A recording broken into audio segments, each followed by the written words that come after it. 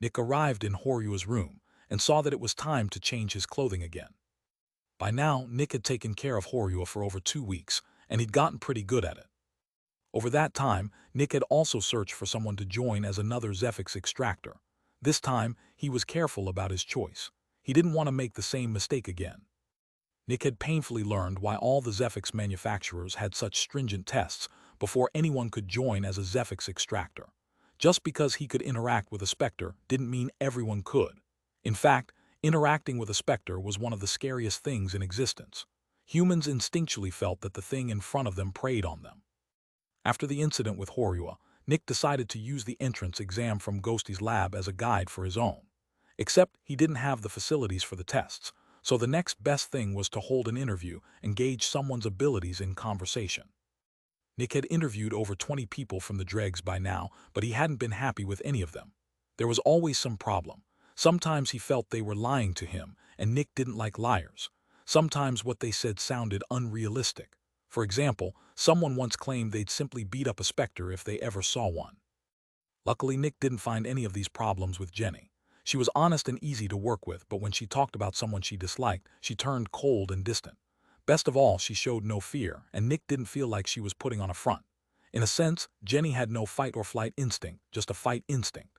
She had even admitted without shame that she'd run away from the Riker strikers. She was confident in her choice. "Hey, Horyua," Nick said with a smile as he grabbed a freshly cleaned pair of pajamas. "I finally found someone for the position." Horyua didn't answer. "Her name is Jenny, and she seems to have quite a character." Nick told Horyua about Jenny while he cleaned up his mess and changed his clothing. When he was done, he gave Horyua a quick massage. "Anyway, I told her it would only be 15 minutes and I've been here for nearly 20. Sorry, Horyua, but I gotta go. See you later," Nick said. After quietly closing the door, Nick left the hotel. Jenny was waiting in front of the hotel, and when Nick came out, she released a sigh of relief. Apparently she'd worried that he had stood her up. "Sorry, took a bit longer than expected," Nick said with a helpless smile. "Oh, it's fine," Jenny said politely. "Anyway, let me show you where you'll be working." When Jenny saw Nick simply enter the warehouse across the street, she was shocked, who held an interview in front of their company's building. But when she saw the sturdy walls of the containment unit, she realized this was no simple warehouse. Compared to the warehouse walls, the containment unit's walls carried an incredible feeling of power. There were also many cables and contraptions scattered around it. After 2 weeks, the company had slightly redecorated its interior. There were now a couple of metal art pieces strewn around, along with far more desks and chairs. Things had been cleaned up, and thin metal walls separated parts of the warehouse into rooms. Basically, all of this had been done by Pater at Wintour's request. Nick led Jenny to one of the isolated rooms and loudly knocked. "Hey, Wintour, I got someone." "Come in," Wintour shouted from behind the door.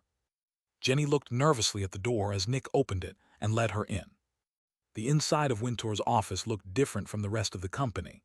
His chair and desk were much nicer, and he had a huge bookshelf filled with books. Almost all of them were about Specters. When Wintour saw Jenny, a small gleam appeared in his eyes and he stood up. "Welcome. My name is Wintour Melfian, and I am the president and CEO of Dark Dream." Jenny blinked a couple of times. "Dark Dream. Hasn't Nick told you the name of our company?" Wintour asked with a smile. "No, I didn't," Nick said. "The NDA thing, you know." Wintour chuckled politely. "Of course." Then he turned to Jenny again. "So, you'll be joining Dark Dream as a new Zephyx Extractor, right?" "Why, yes, sir," Jenny said nervously. For some reason, Wintour felt much more imposing and powerful than Nick to her. "Perfect," Wintour said, pointing at a chair. "Please sit down. I want to ask you a couple of things and tell you more about Dark Dream." While Jenny sat, Nick walked out. "I'll get to work then. Tell Pater to take care of Horyua." "Of course," Wintour said. "Thanks," Nick said. "Should I leave the door open or closed?" "Close it." Nick nodded and closed the door. While Nick walked over to the Dreamer's containment unit, Wintour looked at Jenny with a friendly smile. For several minutes he asked her questions, and the more he heard, the more fitting she seemed for Dark Dream. Nick actually got a good one this time, Wintour thought. While Nick slept in the containment unit, Wintour took out several sheets of paper for Jenny to sign. After she signed them all, he smiled again. "Thank you and welcome to Dark Dream." Chapter 55, Jenny and the Dreamer. By now, Nick had gotten good at working with the Dreamer, and it no longer required special preparations. While Nick worked, Winter told Jenny everything relevant about Dark Dream, her future workplace. Their company was named for their first Specter, the Dreamer. When Nick had captured it, he needed to brave the darkness and the Dreamer, so Winter came up with the name Dark Dream. When Jenny heard how Nick had captured the Dreamer, her respect for him grew even more. She'd already respected Nick, but it was still difficult to feel true respect for someone who was still a teenager. She also knew how impressive it was to fall under the nightmare's influence so many times. The more often it happened in a short time frame, the more brutal the visions became. 8 hours later, Nick walked out of the containment unit with a yawn. Even after 8 hours of sleep, he felt exhausted. The first thing he did was check how much Zephyx he'd produced. Still 7 grams. Except for that one change 2 weeks ago, nothing's changed, Nick thought, rubbing his chin. With Jenny, I should be able to glean some more information. Nick looked around and quickly found Jenny. Right now, Pater was showing her a few things in the warehouse. Hey Jenny, Nick called as he came closer. Pater and Jenny turned to him. Good work today, Nick, Pater said with a friendly smile. Welcome back, sir, Jenny said with a bit of nervousness. Sir, Nick repeated with a chuckle, just call me Nick. Jenny seemed unsure. Sure thing, Nick, she said with some discomfort. Nick just nodded with a smile. Jenny, do you have somewhere to be in the next 8 hours? No, Jenny answered. Today is your first day, but if you feel up to it, you can work with the Dreamer right now. Nick didn't care that Pater was present. By now Pater was also under an NDA and had heard a lot about Dark Dream secrets. Jenny looked at Nick with a bit of excitement. This means I'd also get my first payment right. Sure, that's not an issue. Then I'd like to work with the Dreamer right now, Jenny said. Although I need to inform my partner at home first. She hasn't heard from me all day, and she'll worry if I stay until deep into the night. Pater can do that, Nick said, turning to him. Right. Naturally, Pater said with a smile. I'll deal with it after visiting Horua again. Thanks, Pater. If everything goes as planned, I can take over in about an hour. Sure thing, Nick, Pater said before turning to Jenny. Where's your home? Jenny gave Pater instructions on what to say and where to go, and he quickly left. The next moment Nick smiled at Jenny. Then let's go. Jenny nodded and followed. Both looked calm, but in truth both were nervous. Jenny had never truly interacted with a Specter. She wanted to seem fearless, but deep inside she worried its presence would be too much to handle. Nick wanted to seem confident, but he was just as nervous. The last person he'd introduced to the Dreamer had become catatonic. He hoped Jenny could resist it better. After opening the employee door, both walked into the containment unit. As always, the Dreamer stood in its corner, looking at Nick expressionlessly. And he stood diagonally behind Nick, and when she saw the Dreamer, her heart rate spiked. She took a deep breath as her chest shook, but she kept her composure. Just as expected, the Dreamer's aura was hard to bear. She felt like she was in contact with her natural predator. Remaining here spelled nothing but death, and her emotions screamed at her to run. But her rationality kept them in check, stopping them from dictating her actions. She'd already been informed about the Dreamer, and she knew what to do. Nothing will happen to me, Jenny thought, taking deep breaths. I will not die. The only thing to fear is fear itself. The next moment, the Dreamer looked away from Nick and into Jenny's eyes. Jenny's heart rate climbed even higher as she broke into a cold sweat, but she gritted her teeth and looked back. When Nick saw her reaction, he smiled. All right, he said, looking at the Dreamer. This is Jenny. She'll be working 8 hours after our sessions every day. The Dreamer didn't react. Silence. Well, seems like there are no issues, Nick said with a casual shrug. Jenny wasn't put at ease by his casual demeanor. All right, Nick said, turning to her. Where do you want to sleep? I usually sit with my back against the wall, but you don't have to. Jenny took a deep breath. I'd like to sit in a corner. Sure. Jenny went to one of the corners and awkwardly sat down. Nick nodded. The Dreamer will come to you and put you to sleep. Don't resist its influence. After all, we want you to sleep. Jenny nodded nervously. Nick looked over at the Dreamer. You can start. The Dreamer slowly turned to look at Jenny. Clink, clink, clink, and slowly walked up to her. All of Jenny's being told her to run as far away as she could. She was about to die, but she kept her emotions in check and forced her eyes shut. After a few seconds, Jenny started to feel tired. She wanted to resist, but once again she held her emotions in check. Eventually, she got too tired to even think about resisting. And then she fell asleep. Chapter 56, Successful Session. When Nick saw Jenny fall asleep, He nodded with pride. That went smoothly, he thought. For the next 30 minutes, Nick waited in the containment unit to make sure nothing was happening. Nothing did. "I'll be back in a bit," Nick told the dreamer as he left. Naturally, it didn't answer. "How did it go?" Winter asked, standing in front of the exit. "Perfect," Nick said with a grin. She was obviously scared, but she didn't run away and voluntarily sat down to sleep. Winter smiled too. "You found a good one this time, Nick." Nick nodded. "Yep.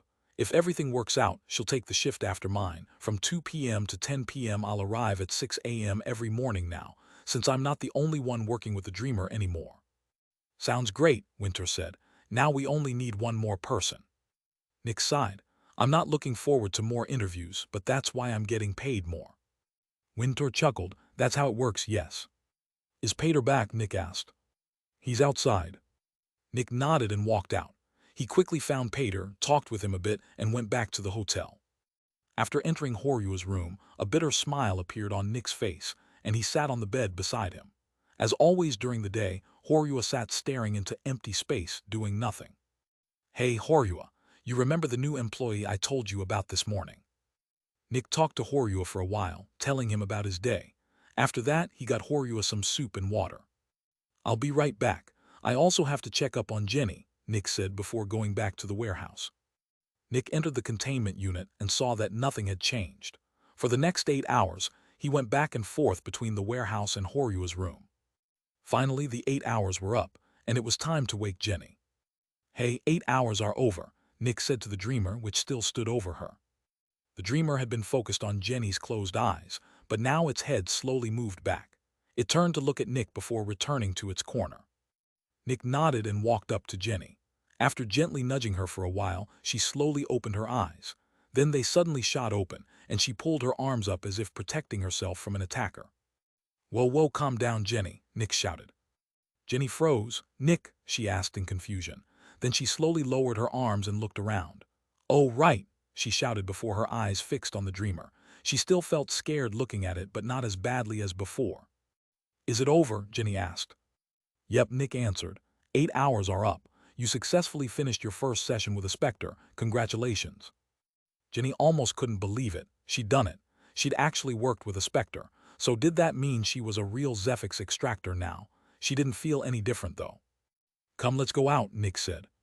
Jenny kept glancing at the dreamer as she followed Nick out. When the door closed behind her, a huge pressure vanished from her shoulders. "Want to see how much Zephyx you made?" Nick asked with a smile. Jenny's eyes went wide with intrigue, and she nodded. Nick led her to the console and looked at the gauge. When he saw the result, he was surprised. 4 grams, he said with interest. "Is that a lot?" Jenny asked. "For the company, 4 grams is 4,000 credits, Nick said. "For you, it's 400 credits." Jenny stared at the gauge in shock. 400 credits. She just earned 400 credits for 8 hours of work. For this bit of work, she'd secured 2 months of taxes for her and her partner. It was ridiculous. "Want your money?" Nick asked. Jenny felt put on the spot, but she nodded sheepishly. "Sorry, but I really need it." "Of course," Nick said with a chuckle. "Winter already went home, so let me get your money." Nick walked to Winter's office and unlocked it with a key. Inside, he took a thin sheet of malleable metal and set it on the desk. Then he grabbed a couple of metallic stamps and heated them on a hot plate. He stamped the number 400 into the metal, then Dark Dream's official stamp at the bottom. After waiting a bit, he gripped the bottom of the sheet and pulled. A second sheet of a different color pulled free of the first, also bearing the number 400 and the company's stamp. The first sheet was a document that let its owner take 400 credits from Dark Dream's account, and the second was a copy. Nick left the copy on Winter's desk and took the first sheet with him. "Here you go," Nick said, handing it to Jenny. Jenny looked at it in confusion. "Hand this to this bank," Nick said, pointing at a symbol in the corner. "They'll keep the plate and give you 400 credits in exchange." Jenny looked at the plate with wonder. "By the way," Nick said, remembering, "you should have an ability now." Jenny looked at him, confused. "You know, an ability from a Specter," Nick said. "The very thing that makes Zephyx Extractors Zephyx Extractors." Jenny realized what he meant and looked at her hands with wonder. "What kind of ability?" "I dunno." Chapter 57, Ability. Jenny stared at Nick, dumbfounded. "I have no idea," Nick repeated. My Zephyx synchronizer was already attuned when I came into contact with the dreamer, which is why I didn't get its ability. The only other person who worked with it is in a coma." "Coma?" Ginny asked, shocked. "Yeah, I didn't want to tell you before you worked with the dreamer, since it'd only make you more nervous for no good reason," Nick said. "Let's just say I messed up with the last person. I took someone who obviously didn't have the mental fortitude for it, but I believed in you and my trust wasn't misplaced." Ginny grew more nervous hearing that someone had been put into a coma because of the dreamer. "What happened?" Nick sighed. "After 5 hours, the dreamer walked away from him and he had a seizure. He hasn't really woken up since. That was about 2 weeks ago. You, on the other hand, finished the full 8 hours, which means you're not in danger." Jenny was still uncertain, but she didn't complain. She just earned 400 credits, which was insane. "Anyway," Nick said, "you should really try to find out what ability you unlocked. If you feel uncomfortable trying alone, we can try tomorrow. Tomorrow, I need you here at 2 p.m. on the dot. Enter the containment unit and tell the dreamer to wake me up. I'll show you how to operate this thing." He pointed at the console. For the next 10 minutes, Nick showed Jenny how to operate the console, and eventually she left for the bank and home. After Jenny left, Nick went to one part of the containment unit and unlocked it with a key. Inside, he found a small tube of what looked like white powder. This was Zephyx. He carefully took it out, put an empty tube in its place, and closed the metal plate again. After that, Nick entered Wintour's office and set the tube of Zephyx on top of the copy of Jenny's payment. Satisfied, he nodded once and left the warehouse. Nick checked on Horua, slept for 4 hours, checked on Horua again and slept another 3. He grabbed a quick bite and entered the warehouse. Pater was already there. He always had to come early, since Nick was working with the dreamer during this time. After some small talk, Nick entered the containment unit and fell asleep. About 8 hours later, Nick opened his eyes to see Jenny standing beside him. "Already time to stand up?" he asked with a yawn. Jenny nodded with a smile. "Yep." Nick stood and walked out of the containment unit, Jenny following. "I know what ability I have," Jenny said. "Oh," Nick asked with interest, "tell me." "I'll show you," Jenny said with some excitement. "Don't worry, it won't hurt." Nick nodded. Jenny walked over and put her hands on his head. Nick looked at her, confused. Then he yawned and grew drowsy. His eyes closed by themselves and weakness spread into his limbs. Jenny slowly removed her hands, and the drowsiness faded. Nick opened his eyes and realized what had happened. "You can make people fall asleep?" Nick asked. Jenny nodded, just like the dreamer. Nick was excited, but he had to furrow his brows. "That's not very useful for combat." "I thought so too at first, but I'm not so sure anymore," Jenny said. Nick raised an eyebrow. "If my opponent doesn't know I'm their opponent, I can get close and well," Jenny said, growing awkward. Nick scratched the back of his head. "And what?" "Well, you know," Jenny said. "Tell them to come to my place, hug them, and you know." "Oh, that," Nick said. "You mean seduce them and covertly use your ability while hugging their head, right?" "Yes, that," Jenny said, embarrassed. "While I use my ability, my opponent falls into a very deep sleep. They won't easily wake, even if I make a lot of noise. I could probably collapse the entire house, and they'd only notice when the ceiling hit them." Nick nodded with interest. "Also, that's not everything," Jenny said. "Oh?" "I can also somewhat look into dreams." "Look into dreams?" Nick asked. "Can you control them like the dreamer?" Jenny shook her head. "No, but I can somewhat feel what's happening in them. I tried it with my partner last night. I didn't find out a lot, but I think that's because I'm not used to this ability yet. With more practice, I can probably learn more." "That's very interesting," Nick said. "Have you told Wintour?" Jenny nodded. "Yes, he said there might be other uses for it. When there's an opportunity, he might give me some other tasks." "Makes sense." "By the way," Jenny added, "Wintour wants to talk to you." "Sure thing," Nick said. "I'll talk to him while you're sleeping." Jenny and Nick talked a bit more before entering the containment unit. This time, falling asleep was even easier for Jenny. Eventually, Nick left and went into Wintour's office. He saw Wintour looking at several sheets of paper. "Hey, Wintour, you wanted to see me?" "Yes, Nick," Wintour said. "Please sit down." He gestured to a chair in front of his desk. Nick felt a bit uncomfortable. Chapter 58, Growth. Nick sat down nervously. He knew something was up since Wintour had taken on a distant, professional tone. "What's up?" Nick asked. Wintour picked up the copy of the metal plate Nick had made the day before and showed it to him. "This." Nick raised an eyebrow. I know yesterday was a special day, since Jenny needed the money quickly, but you can't forge my signature. If I wanted to, I could sue you and take all your money, Wintour said. But everything was correct, right? Nick asked, so there's no issue. Wintour shook his head. Yes, the amount was correct, but you went too far and meddled with my job. I never meddle with yours because it's yours. Nick, you cannot hand out money in the name of the company. You don't have the right or the power to do that, he said seriously. Nick furrowed his brows. Then what should I have done? She needed the money. Call me, Wintour said.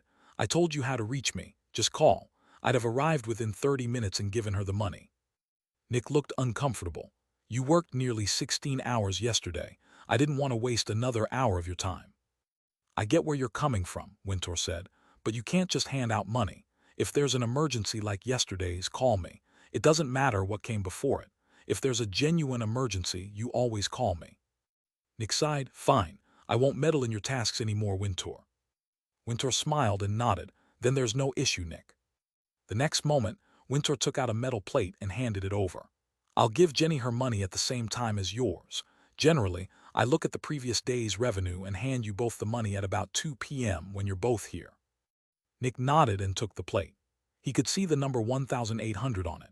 Since he produced 7 grams of Zephyx, he got 1,400 credits for his own work, and as chief Zephyx Extractor, another 10% of what Jenny produced, which was 400 credits.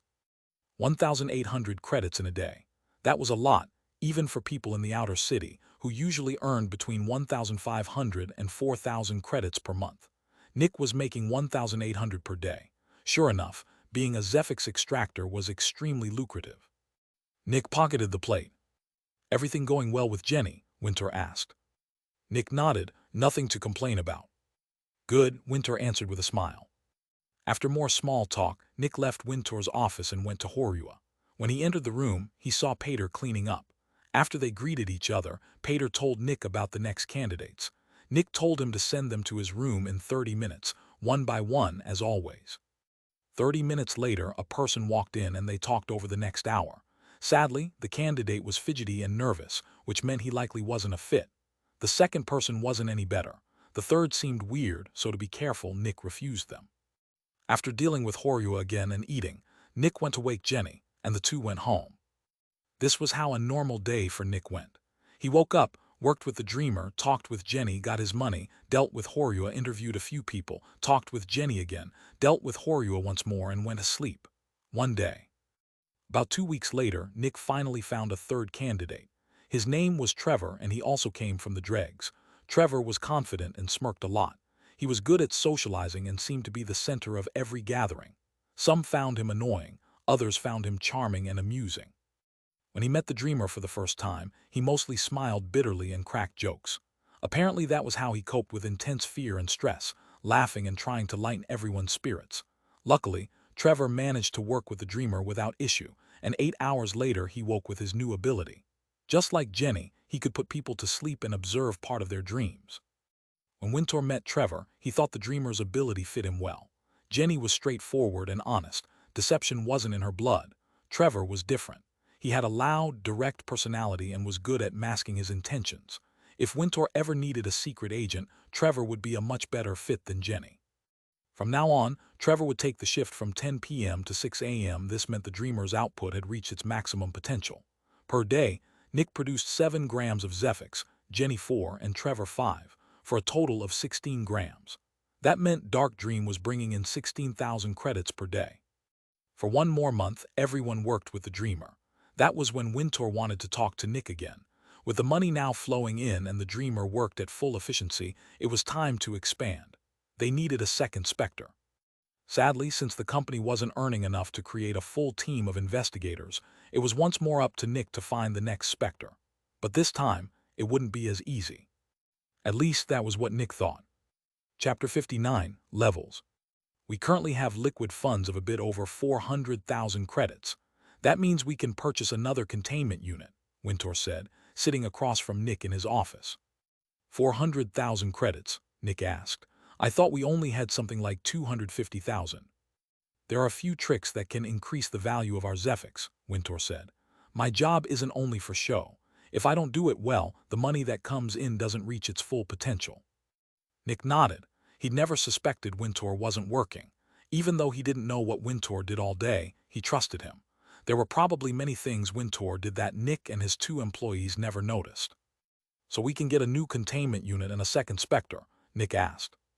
Wintour nodded. "I've been in talks with a containment unit manufacturer, and I got a good deal.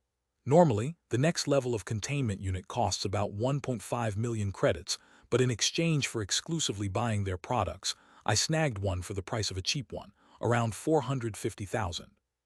Nick's eyes widened. As someone who'd never worked in a company, Wintour's work always seemed nebulous to him. He trusted that Wintour was working but never really felt the impact. Now he saw it.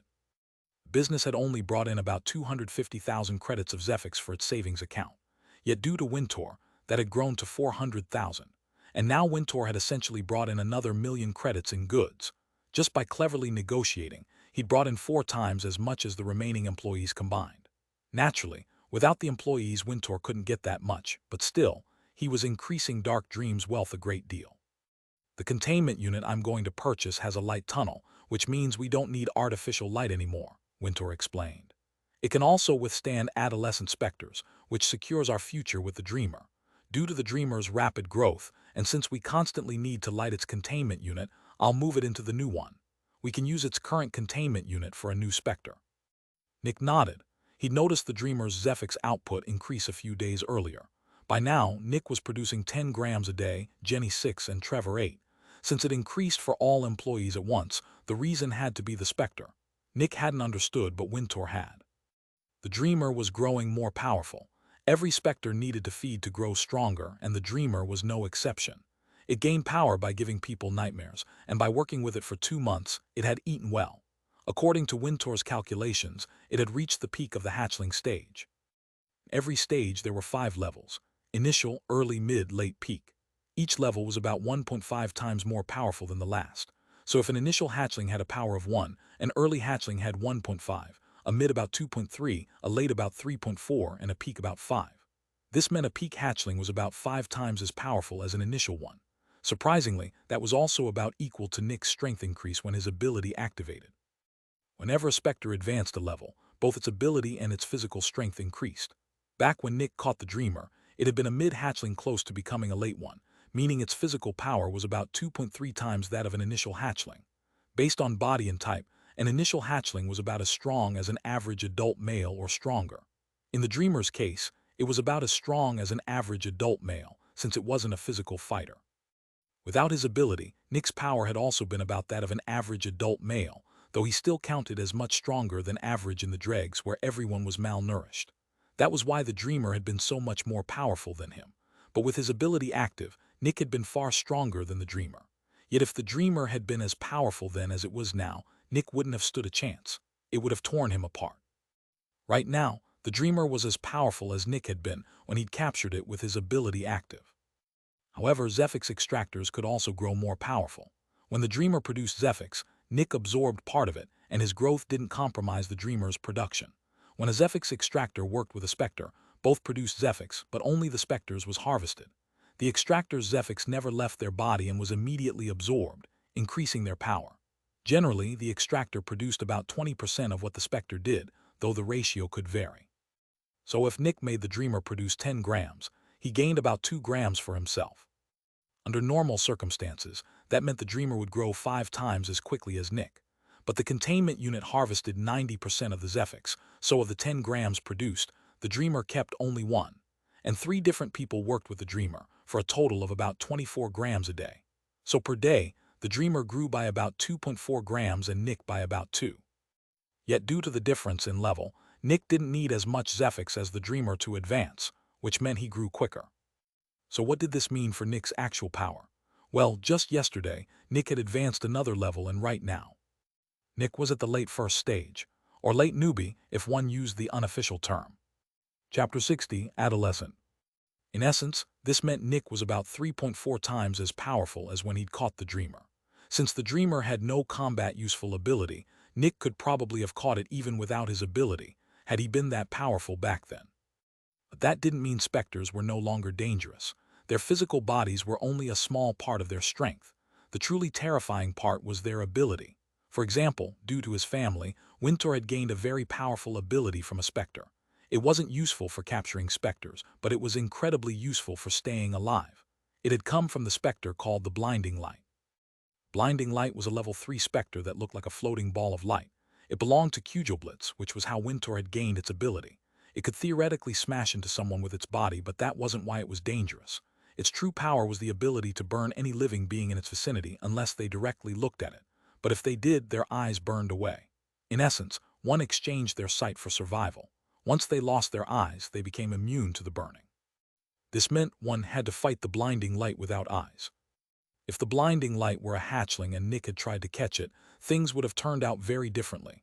Unlike the Dreamers, its ability was actually useful for combat. Nick wouldn't know how to capture it as a hatchling, and he wouldn't be sure he could survive. Luckily, the Dreamer didn't have a combat-useful ability. When Winter told Nick about the blinding light, he also told him how much he hated it. To gain its ability, Winter had needed to lose his eyes 5 times. He said it had been the most painful experience of his life. He even told Nick it usually didn't take that many times. Usually, people only needed their eyes burned 3 times. Some got it after only 2, but Winter needed 5. Of course, Nick asked why, and Winter's answer was simple. It means I'm not talented at producing Zephyx. It means I have no talent for becoming a Zephyx Extractor. Being a Zephyx Extractor was one of the most prestigious professions in the world, and it was more than enough to become an heir to the Melfian family. Yet since Winter had no talent, he'd gone the administrative route and become an amazing businessman. For that, he needed money, which was why they were now talking about a second Specter. Don't forget that, even though you've grown much more powerful, a Specter, even a hatchling, can still be your death, Winter said in a warning tone. Naturally, I don't expect you to go after an adolescent. The Dreamer will become one soon enough and occupy the new containment unit, so we need another hatchling. Nick nodded. Anyway, Winter continued, I followed up on Jenny's clue about the Riker strikers. Oh, Nick said, looking at him with interest. I found some interesting information, Winter said. For example, the Riker strikers only appeared in the Dregs about 5 years ago. Before that, there were none. Nick nodded. He remembered no one talking about the Riker strikers back then, but they'd appeared very quickly. It was almost like they'd become extremely powerful overnight. Back then, Nick had barely been 11, busy getting his own life on track, which was why he'd barely noticed. Their leader Riker also seemingly appeared out of nowhere, Winter continued. Well, seemingly. After a lot of digging, I found some sightings of him before he became the gang's leader. By witness accounts, Riker worked for the Hub, accepting basically every dirty mission that paid well. He mostly did assassinations, beatings, extortion, threats, and so on. He amassed quite a bit of wealth by the Dregs standards. Now, if that were everything, he wouldn't seem strange, but 2 things rubbed me the wrong way, Winter said. Nick leaned forward. First, Winter said, lifting his right index finger, he didn't always accept the job with the biggest paycheck. Under normal circumstances, that doesn't seem strange, since well-paying jobs often require horrible or dangerous things. But in his case, the opposite was true. He didn't aim for the best-paying jobs, but for the ones that required the most horrible acts. Nick's eyes widened. People just assume he went for the biggest reward, since those jobs were usually also the most horrifying, Winter said. I understand wanting a lot of money, but it's very strange to specifically ignore money just to commit more horrible deeds. Nick furrowed his brows and nodded. Yeah, that's not normal. Winter nodded. The second thing is even more surprising. He leaned forward. Not a single food merchant recalls ever selling food to Riker. Nick's eyes widened. Now that was suspicious. That means Jenny was right, Nick asked. Winter nodded. Most likely, I think Riker is a Specter. Nick grew excited. Don't get excited just yet, Winter said with a serious expression. Nick raised an eyebrow. Based on how long he's operated in the Dregs and how far his social power has grown, I'm quite certain of one thing. Riker is not a hatchling. He's an adolescent. That means we can't go after him just yet. Chapter 61, Ability Advancement. An adolescent, Nick repeated. Winter nodded. I'm not entirely sure how he gains power, but based on his behavior, I'd say he grows stronger by causing fear or by doing horrible things. I'm not sure of the specifics. Riker has been in the Dregs a while, and by now he has a gang of over 50 members. He's probably caused an incredible amount of grief, which should have given him a lot of power. I doubt he's a hatchling. Nick looked at him with worry. Could he be an adult Specter? Winter shook his head. Very unlikely. It takes a lot for a Specter to grow. We've been feeding the Dreamer 24/7, and after months it's only advanced 1.5 levels. At this rate, it'll probably take 3 years to turn it into an adult. And that's with powerful Zephyx Extractors. Keep in mind, something stronger produces much more Zephyx. If we kept sending newbie Extractors once the Dreamer is an adolescent, it'd take over 15 years to become an adult. Riker has a great reach, but a lot of his terror is spread across his gang, and I don't think suffering by proxy gives as much Zephyx as directly inflicting it. At most, Riker is a late adolescent, and I'm already being generous. Most likely, he's an early or mid-adolescent. Nick furrowed his brows, and we don't have a shot at taking him. Wintour shook his head. Since the difference between realms is a twofold increase in power, and Riker is most likely an early adolescent, his physical power alone would be about 5 times yours. And he most likely also has a combat-useful ability, which makes it extremely difficult. Even if you kept your ability perpetually active, you'd most likely lose. Nick sighed, so we don't go after Riker just yet. We don't, Wintour said. But then what? Nick asked. We're out of ideas. That's how all the Zephyx manufacturers feel, Wintour told him. Getting the Specters is always the hardest part. Nick sighed. Guess I have to go out and find a Specter again. Sadly, yes, Wintour said. We still lack the funds for a full team of investigators. Nick sighed again. Okay, I'll do my best, but I honestly don't know where to find one. Wintour nodded. This time, our survival doesn't depend on rapid success. Even if you don't find one immediately, we're still earning money with the Dreamer. If there's a deadline, it'll be when you're about to become a level 2 extractor, but that should still take a year or two. You mean the ability advancement? Nick asked. Wintour nodded. I guess you're right, Nick said. I don't think the Dreamer would advance my ability in a useful way. What made the advancements between stages different from those between levels? Why was a peak level 1 extractor becoming an initial level 2 extractor far more meaningful than an initial level 2 becoming an early level 2? 2 reasons. First, the increase in power was twofold instead of 1.5-fold. But more importantly, the person's ability also advanced. By absorbing Zephyx, the extractor's Zephyx synchronizer grew, and eventually it became big enough to support a stronger ability. When one was ready to reach the next stage, one synchronizer regained the ability to synchronize with a Specter, but this synchronization was different from the first. During the initial one, the synchronizer tried to fully copy the Specter's ability. During the second, it combined the new ability with the old, creating something new. For example, Wintour had the ability of the blinding light. If he advanced by attuning his synchronizer with the Dreamer, his ability would transform. Maybe his light would also cause hallucinations. Maybe it would make its targets tired. Maybe he'd gain the ability to read an enemy's thoughts while his ability was active. Whatever the case, his initial ability would remain dominant, and the Dreamers would have to fit into it. Naturally, some abilities were very compatible and some very incompatible. Wintour's and the Dreamers weren't compatible at all. One dealt with bright light and noticeable attacks. The other was covert and relied on surprise. So what if Nick used the Dreamer to advance his ability? In a way, the Dreamer's ability was compatible with Nick's, since both used surprise, but they differed greatly in use. Nick's ability wanted to kill, the Dreamer's wanted to manipulate or spy. Even more, both could only unleash their power with the element of surprise and became useless after. That was not what Nick wanted. The ability advancement was the best way to transform Nick's ability into one he could use more than once in a battle, and the Dreamer's ability wouldn't help him achieve that. Because of that, Nick needed another Specter.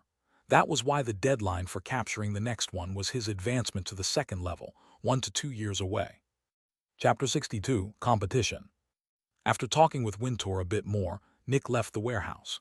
He'd already finished his session with the Dreamer, and since he didn't need to interview anyone, he decided to fully focus on finding the next Specter. However, that was easier said than done. Just like last time, Nick had no idea where to find one, and this time he probably wouldn't be saved by an inspector who wanted to help the public. At least he had a lot of time. For the first time in a while, Nick returned to the Dregs. He hadn't been here since getting food for Horua after catching the Dreamer. As he entered, everyone threw glances at him. Naturally, Nick was required to wear his Zephyx Extractor uniform, and the red and black colors made him stick out like a sore thumb among the poor denizens of the Dregs. Did anything unnatural happen lately? Nick asked a man watching him from the side of the road. The young man with black hair looked back in surprise. You mean besides the appearance of a Zephyx Extractor? No, not really. Nick nodded. I belong to Dark Dream. a new Zephyx manufacturer. I've already dealt with a Specter that was living in the Dregs, one too troublesome for the other manufacturers. Please, tell me if there's anything suspicious that the inspectors told you not to worry about." The man blinked in surprise and scratched the back of his head, thinking. For about 5 seconds he was silent. "I don't think I've got anything important," he said uncertainly. Nick furrowed his brows. "Are you sure? You don't seem sure." The man looked uncomfortable. "Well, there's something, but I really don't think it's a Specter." Nick's gaze became solemn. "Tell me." The man looked even more uncomfortable. "You sure?" "I'm sure," Nick said seriously. "Well," the man said, "I've had diarrhea for the last week, but I didn't change my diet." Silence. And Nick asked, "That's it?" Nick's excitement vanished, and he gave the man a deadpan look. "Have you tried the rust lick?" The man scratched the back of his head. "Yeah, I think that might solve it, thanks." Nick sighed but nodded. "If anything pops up, tell me." "Of course," the man answered. Nick turned and walked away. He wasn't bothered or angry. Back when he'd been searching for the dreamer, he'd had conversations like this all the time. Life in the Dregs was horrendous, and people often took a Specter's doing as natural. A Specter's actions were horrible, and life in the Dregs was horrible, so what was the difference? That was why people here often overlooked the signs. Since life was so bad, people expected nightmares, which was why no one noticed the dreamer. Since cruel criminals were everywhere, people expected horrible people, which was why no one noticed Riker was likely a Specter. The Specters blended perfectly into the Dregs, which was why they were so hard to find here.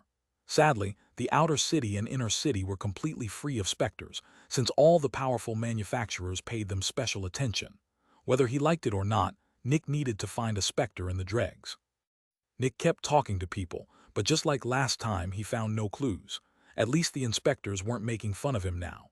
Instead, they refused to talk to him beyond polite small talk. Nick now officially belonged to the competition. Every 2 hours, Nick went back to the hotel to check on Horua, but those were his only breaks. The rest of the time, he wandered the Dregs and talked to people. When the day was over, he went to bed. The next day, he worked with the Dreamer, talked to Wintor, and went back to searching. This was how the next week passed. For over a week, Nick searched for a clue but couldn't find one. By now he'd heard about all the mundane issues of the people, but none pointed to a Specter. Another week passed. Bang! As Nick walked through the Dregs, he heard a loud explosion followed by something big collapsing. A large building in the distance had come down, and he immediately charged into a small side alley. As soon as he entered, his ability activated, and with one swift jump, Nick landed on top of a house. Bang! The metal beneath his feet bent as he charged forward with all his power. Within 20 seconds, Nick reached the building. Yet he didn't like what he saw. 3 people stood in front of a big pile of metallic rubble. The one at the front held something that looked like a small worm with several tentacles growing from its mouth. Nick was 95% sure it was a Specter, but he was also sure he wouldn't get it, because all 3 wore Zephyx Extractor uniforms. Nick sighed. "You're late," the leader said, turning to Nick still on the roof. Nick was surprised the Extractor had noticed him. "Good luck next time," the leader said with a laugh. Then he left with his 2 colleagues and the Specter. Chapter 63, Sound. Nick sighed. "That's one less Specter I can catch," he thought. Naturally, Nick wasn't the only one searching for Specters in the Dregs, which made things that much harder. More days passed. Eventually, Nick found a clue. A small family told him scary things were happening in their house. From time to time, stuff moved around and they heard things shaking in other rooms. Some even claimed they heard voices from below them, which was impossible since the sewers were directly below. Nick followed up and entered their house. After a while, he suddenly felt his ability deactivate, even though no one was in the room. Then it activated again a couple of seconds later. He furrowed his brows and took a step forward in the empty room. His ability deactivated again. 3 seconds later, it reactivated. Nick knew what that meant. Someone is hearing me but can't see me, he thought. Since his ability deactivated if anyone sensed him, it also deactivated when someone heard him make a sound. In that moment, the person or Specter knew where he was, but if they didn't see him and he made no more sound, they couldn't perceive him again. After all, he could have already walked away from where the sound came from, leaving the listener uncertain. They can hear me but not see me, Nick thought. This either means the Specter is blind or it's not inside the room. Nick silently took a step to the side. His ability didn't deactivate. Then he quietly opened a door. Usually, houses in the Dregs had no doors, but this one did. As he slowly opened it, his ability didn't deactivate. That means the Specter's not in that room either. Nick took a couple of normal steps. His ability deactivated. 3 seconds later, it reactivated. Then he crept to another door and quietly opened it. His ability didn't deactivate. Not in that room either. These are the only 2 adjacent rooms. Nick grabbed an uneven spot on a metallic wall and pulled himself up. Ding ding. He quietly knocked on the ceiling. His ability didn't deactivate. Ding ding. He used more power. His ability didn't deactivate.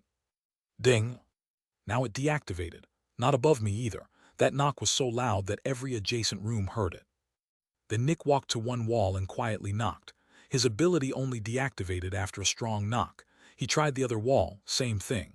That only leaves one spot, he thought, looking at the floor. Slowly, Nick knelt and quietly knocked on the floor. Ding. His ability immediately deactivated. He narrowed his eyes. In the sewers, huh? Nick went to the rusty wall again and climbed it a bit. He put his feet on the wall and looked at the ground. His ability had become active again. Boom! Nick shot at the ground, and the moment he hit, the metallic plates broke apart. The rusty plates couldn't possibly resist such a tremendous shockwave. As the entire floor collapsed, his ability surprisingly didn't deactivate. That was actually logical.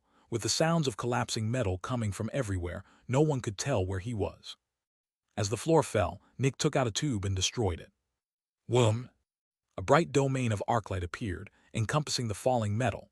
The dark sewer lit up, and Nick quickly found something that wasn't supposed to be there.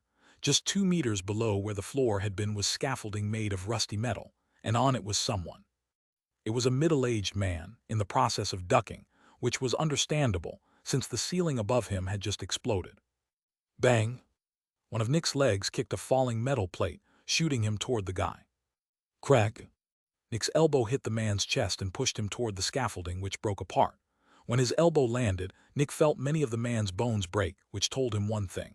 That's a human, he thought. Sure, he'd hit the guy with a lot of power, but a Specter wouldn't be injured this heavily unless it was an initial hatchling. Nick had just caused a life-threatening injury, which wouldn't have happened to a Specter. Nick gritted his teeth. You idiot, he thought, jumping away from the breaking scaffolding. The fact that his ability hadn't deactivated meant the guy couldn't perceive anyone right now. He probably couldn't muster the mental capacity for spatial awareness after having his chest caved in, so he didn't know where Nick was. Nick grabbed a piece of scaffolding that hadn't broken and threw himself back into the room above. Not all the plates had collapsed. As soon as he landed, he looked into the sewers. Splash! Several metal plates fell into the sewers, along with the guy. Yeah, that guy is not surviving, Nick thought. Then he snorted in annoyance. What the fuck were you even doing down there? There are enough houses for everyone. Why live below someone else's house? Nick kept looking into the sewers, which had calmed by now. 10 seconds passed. Guess he lost consciousness. I'm not a fan of killing people, but I'm not going to mourn a dumbfuck like that. Chapter 64, Profiting. Why was he even here? Did he live here? Nick thought. Probably not. That scaffolding was rickety and small. But then what was he doing below this house? The tenants said spooky things were happening, which was most likely his doing. Did he do it on purpose? Based on what they said, it had to be. So he was down here for a reason, and I don't think it's a nice one. In the end, Nick sighed. I guess the answer died with him. Splash, splash, splash. The next moment, Nick saw and heard several things entering the water. He raised an eyebrow as a couple of rats swam toward where the guy had fallen. Thanks, Nick. Nick leaned over the edge and looked toward the voice. A rat clung to the ceiling, watching him from about 2 meters away. 9 more of those, and I'll tell you where to find a weak Specter, the rat said with a smirk. Nick furrowed his brows and didn't answer. Oh, come on, the rat said. You've killed for less. A memory shot through Nick's mind and an annoyed expression appeared on his face. Under normal circumstances, he'd say he'd never consider the parasite's offer, but he'd been searching for a Specter for 3 weeks, and the latest clue had turned out to be some random dude. Nick was frustrated. For about 10 seconds, he said nothing. Meanwhile, the sewers below him had turned a bit redder. I'll consider it, Nick said. Great, the rat said, clapping its little hands while clinging to the ceiling with its hind legs. I'm looking forward to it. Just throw them in the sewers. Nick snorted. Why was that guy even here? He was a stalker. A stalker? Yep, he kept rambling about the love of his life and how he'd make everyone leave the house so he could be with her, the rat said. Total nutjob. Huh, Nick uttered. The next moment, Nick pulled his head out of the sewers, stood, and walked out of the house. Outside, two people were waiting, a middle-aged man and a 14-year-old girl. The man was muscular and burly, and by his clothing Nick could tell he worked for the peddlers, one of the four big gangs. These two were the inhabitants of the house. Nick's eyes fell on the girl. I guess that was his target. Then he looked at the man. And with her father present, the stalker didn't dare do anything to her directly. Guess killing someone isn't always bad. The burly man came up to Nick with a nervous, scared expression. Surprisingly, his daughter didn't seem as anxious. "We just heard a loud bang," the father said. "Did you find the Specter?" "Daddy, it's not a Specter," the daughter said with a groan. "If it were, we'd already be dead." "Let Daddy talk with the Extractor, honey," the father said, patting her head. She snorted and looked away, but she didn't escape his head pats. "So?" the father asked, looking at Nick. "It was a guy." "A guy?" the father repeated in shock. "Told you it wasn't a Specter," the daughter said with a prideful smirk. Nick nodded. "Some guy built scaffolding in the sewers below your house. When I knew someone was down there, I broke through your floor and found him." Memories shot through the father's mind, and his fear turned to pure rage. Some random guy living below his house, causing him so much worry. "Where is he?" the father asked darkly. "His scaffolding broke and he fell into the sewers," Nick said. "The parasite quickly took care of him." The man snorted. "Lucky bastard," he grumbled. "Anyway, I have to thank you, sir," he said respectfully. "Without you, I'd have probably lost my home." Nick nodded neutrally. "If you ever find information about any possible Specters, please contact us. If you actually find one, you'll have helped us far more than I helped you today." "Of course," the man said, hitting his chest once. "I'll tell my men to keep an eye out." Nick nodded. "Good. By the way, you should fix the floor in one of your living rooms." "That's not a problem, sir," the man said with a laugh. "Thank you again." The next moment he pushed his daughter forward. "Say thanks to the nice man, honey." The girl furrowed her brows, but her expression quickly turned to a friendly smile as she bowed. "Thank you so much, sir." Nick nodded one last time and walked away. Some seconds later he sighed. "And the search continues," he thought with annoyance. 3 weeks, 3 fucking weeks. How long until I finally get a clue for a Specter?" As he walked, his short conversation with the parasite ran through his mind. Nick walked in silence. 9 more corpses, huh? He looked at the sky thoughtfully. "Is it really that bad? I mean, there are plenty of people that deserve to die, right?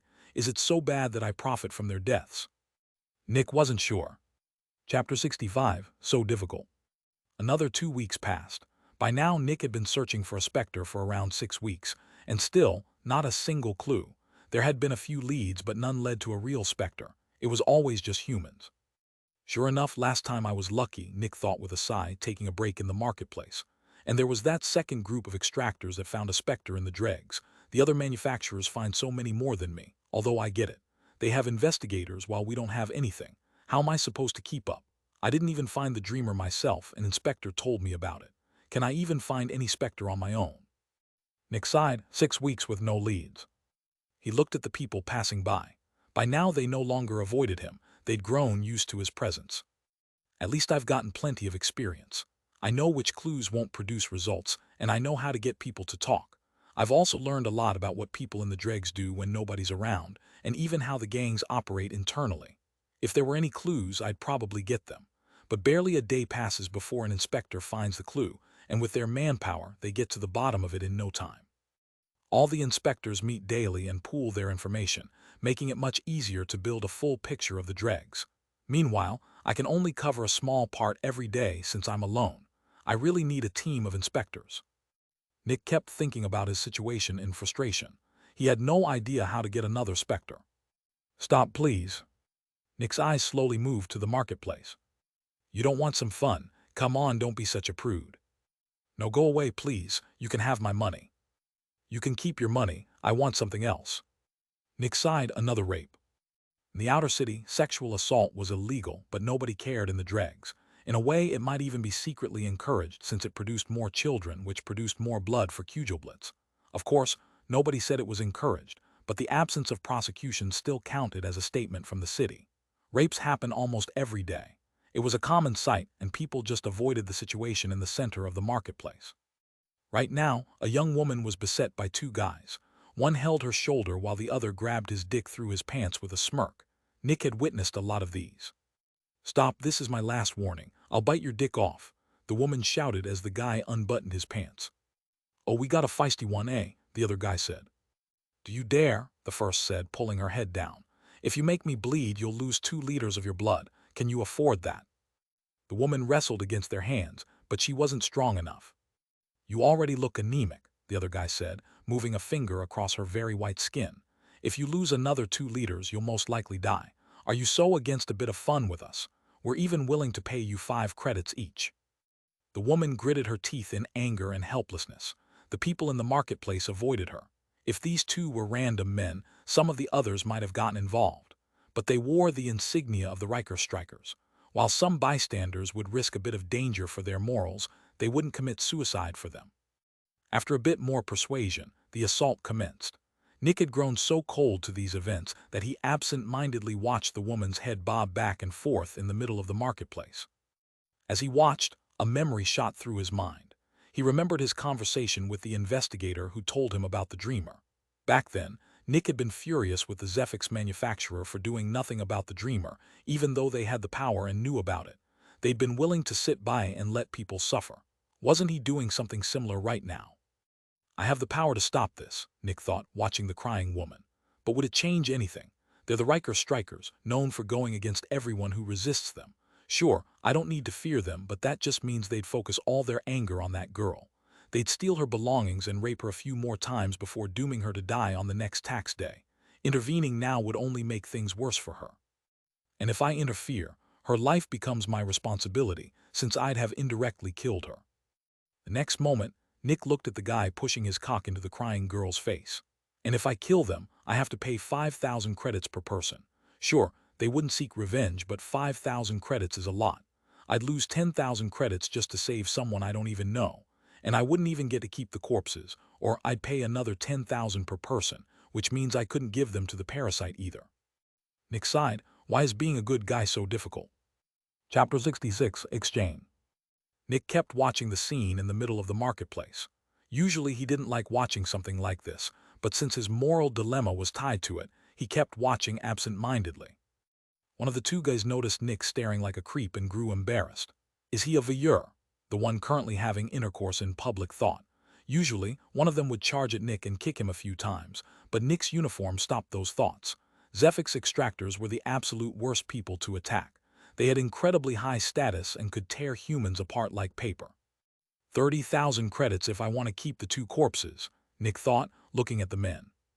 The guy on the side felt a cold shudder run down his neck as his dick went limp. Don't tell me that guy is gay. Nick kept looking, deep in thought. 9 corpses would come to 135,000 credits. For that, I can find the location of a Specter immediately. That's all I have to pay. Nick didn't even count killing these 2 men as part of the deal, since that had no relevance to him. Sure, he wasn't a big fan of killing, but when he really disliked someone, that person lost all value in his eyes. He'd seen too much shit in the Dregs to care about them.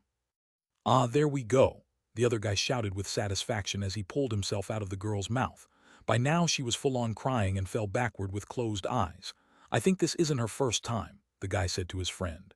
She's surprisingly good. She does this amazing thing with her tongue. Yeah, I'm not interested, the other guy said, looking at Nick with concern. I'm not in the mood. Not in the mood, the first asked in surprise. But you said you're into this. I made you my rape buddy exactly because you were so into it. Don't tell me you've gone soft. The other snorted. I got soft, but not in that department. He gestured at Nick with his head. He's watching and it kind of ruined the mood. The first guy looked at Nick, and when he saw the uniform he grew concerned too. Why does he keep looking at us? He asked quietly. I don't know. Think he's gay? No idea, dude. How long has he been looking? Since the start. The guy went a bit red in the face at the thought that a Zephyx Extractor had been watching him rape a girl. He didn't mind the other people, since he liked being perceived as powerful. When weak people watched without doing anything, he felt he was establishing dominance over the Dregs. But a Zephyx Extractor was different, since he knew he couldn't compete with one. So he grew quite embarrassed. I get it, the guy said, understanding. Give me my money. The 2 looked at the crying girl. By now she'd opened her eyes and glared at the guy with hatred. When he saw her aggressive expression, he grew angry. He didn't like it when his prey bit back. Nevertheless, he took out 5 credits and threw them at her without a word. To the two of them, it was important to keep good prey alive so they could be reused, which was why they paid them. At least the really good ones. The bad ones didn't get paid. The next moment, the two walked away. Nick kept sitting at the side of the marketplace, thinking, how much longer do I have to search for a Specter? Also, just because I can't go against Riker himself doesn't mean I can't get rid of some of his people. I'm a Zephyx Extractor, and Riker won't risk exposing himself by taking revenge on me. The death of a Zephyx Extractor is a huge deal.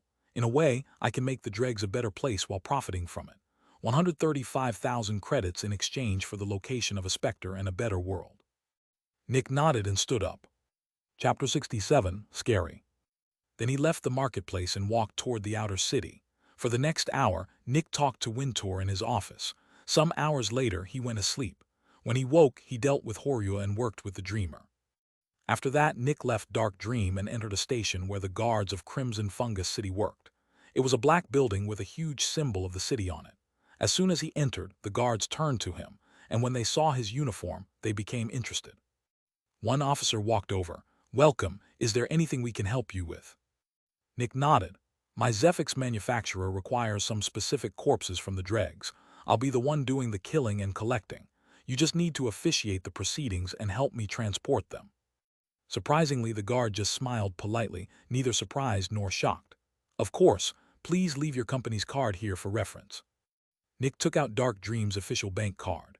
The officer smiled politely, put the card away, and called a team of 3 guards.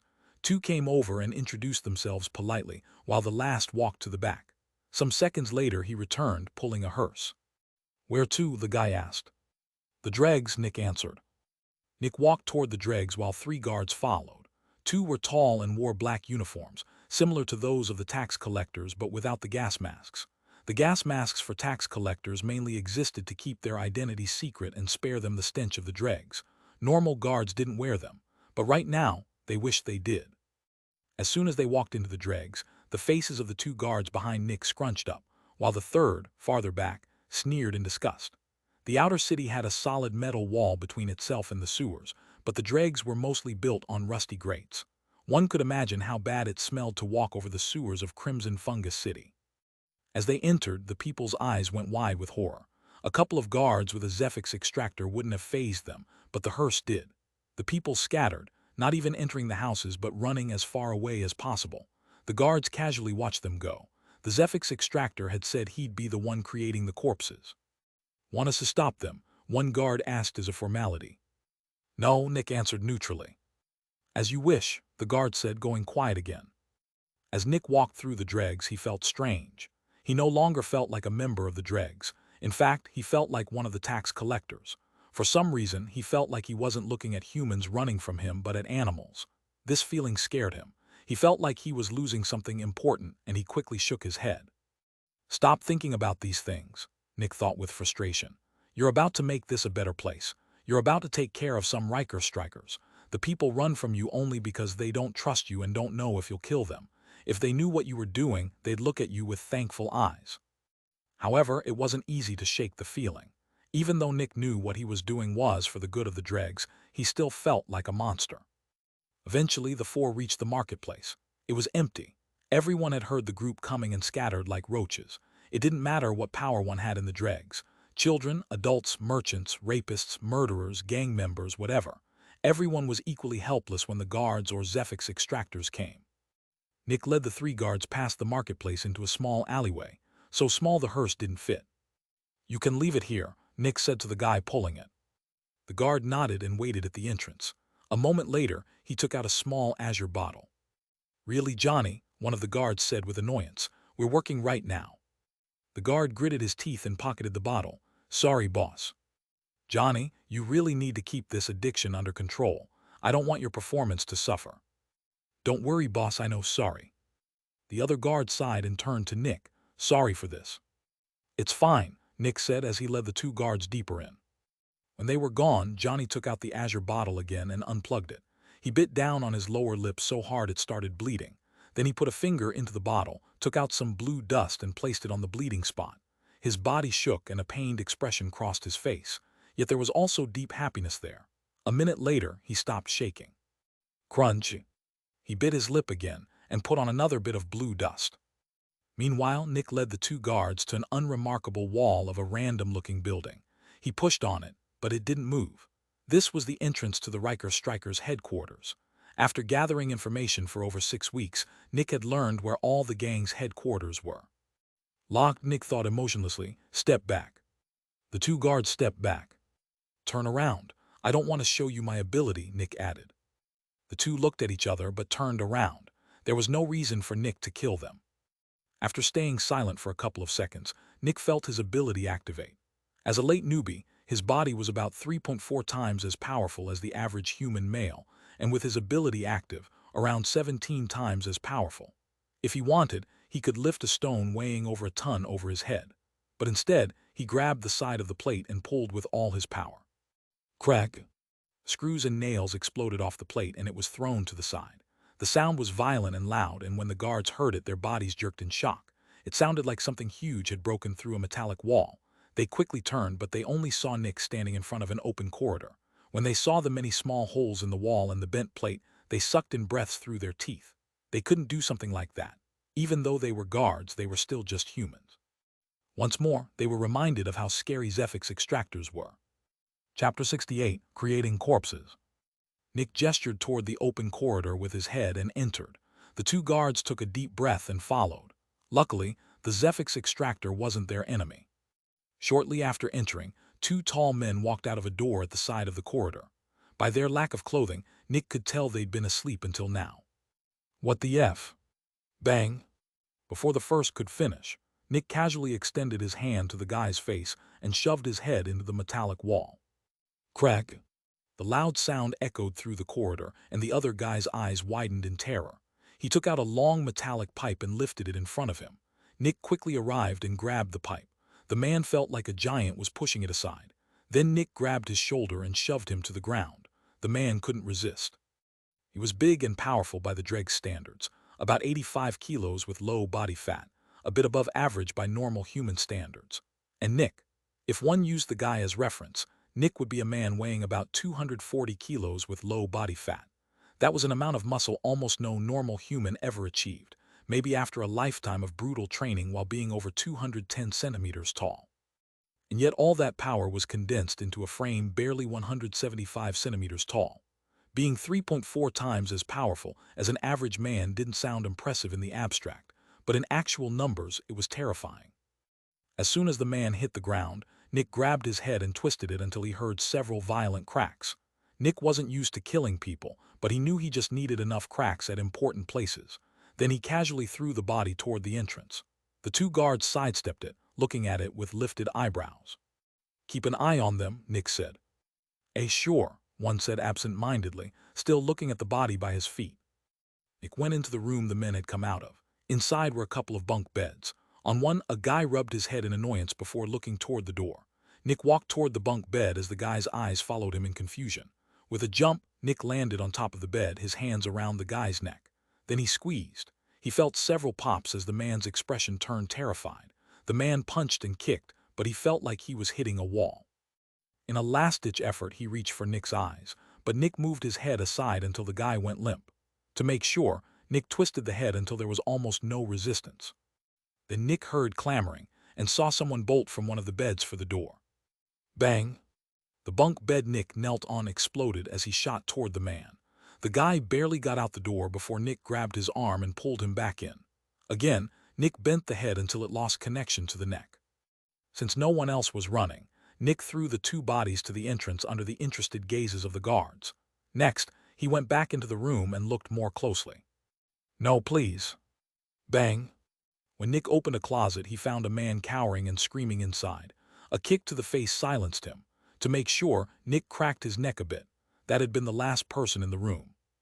After throwing that corpse onto the others, Nick entered another room. This one also had 3 bunk beds, but he saw nobody. He looked around and found no other exit. Crack! Nick closed the door and bent the hinge until it couldn't open. Then he searched the room. Aya! He found a guy under a bed. A kick and a crack silenced him.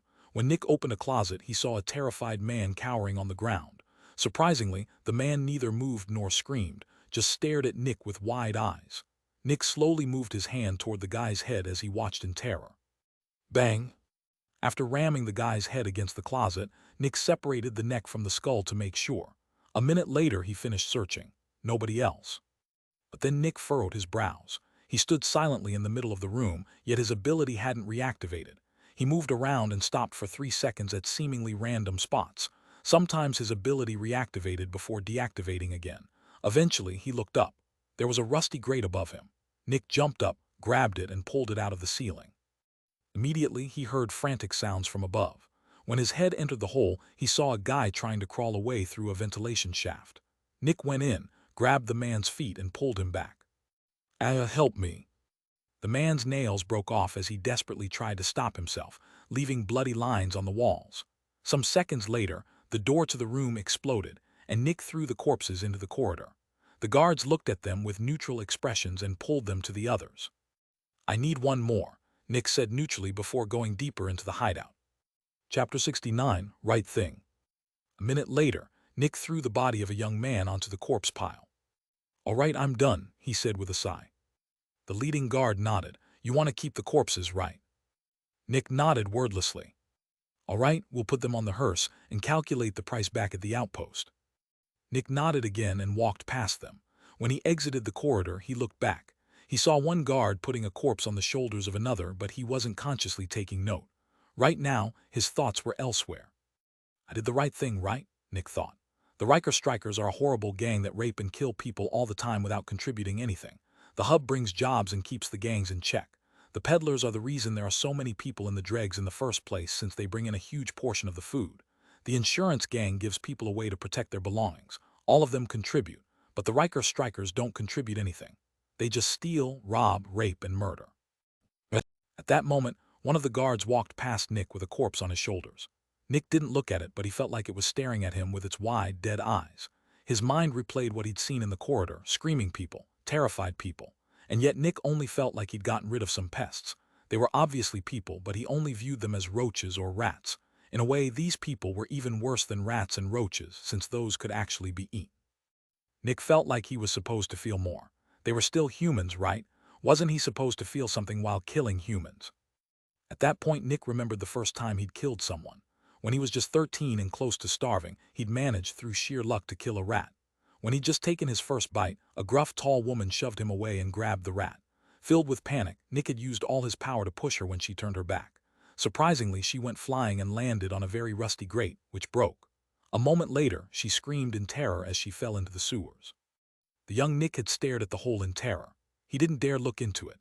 He only heard the sounds of smaller things falling into the water and the woman's screams turning shriller and hoarser. Soon the screams vanished, and a minute later, a rat walked out of the hole. "Thanks," the rat said with a smirk as it stopped in front of him. "You can have this body as a reward. If you ever need food, just throw another person into the sewers." And then the rat collapsed.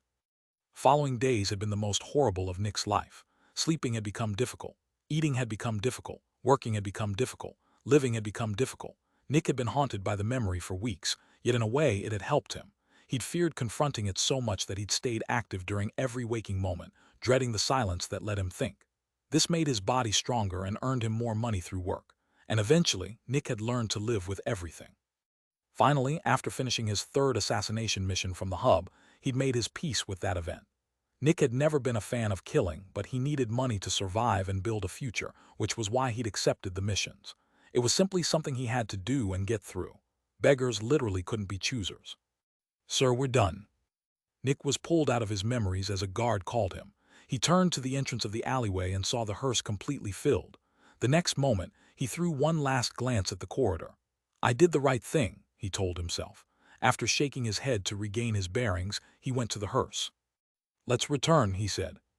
"Of course, sir," the leading guard said. By now, the second guard had joined the third in pulling the hearse, since it had become heavier. The four traveled through the Dregs in absolute silence. They didn't speak, and nothing around them made a sound. It was almost like traveling through a ruin. Eventually, they entered the outer city. More people appeared, but when they saw the hearse, they held their noses and avoided walking near it. A couple of minutes later, they arrived at the outpost. The hearse was parked outside while the four entered.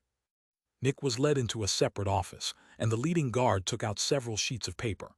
After reading and explaining them, the guard gave Nick a few to sign. Nick signed them all and the guard put them away.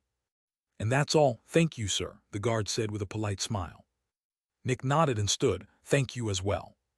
"No thanks necessary, just doing my job." Nick nodded again and left the office. "Please bring back the hearse by tomorrow," the leading guard called before Nick closed the door.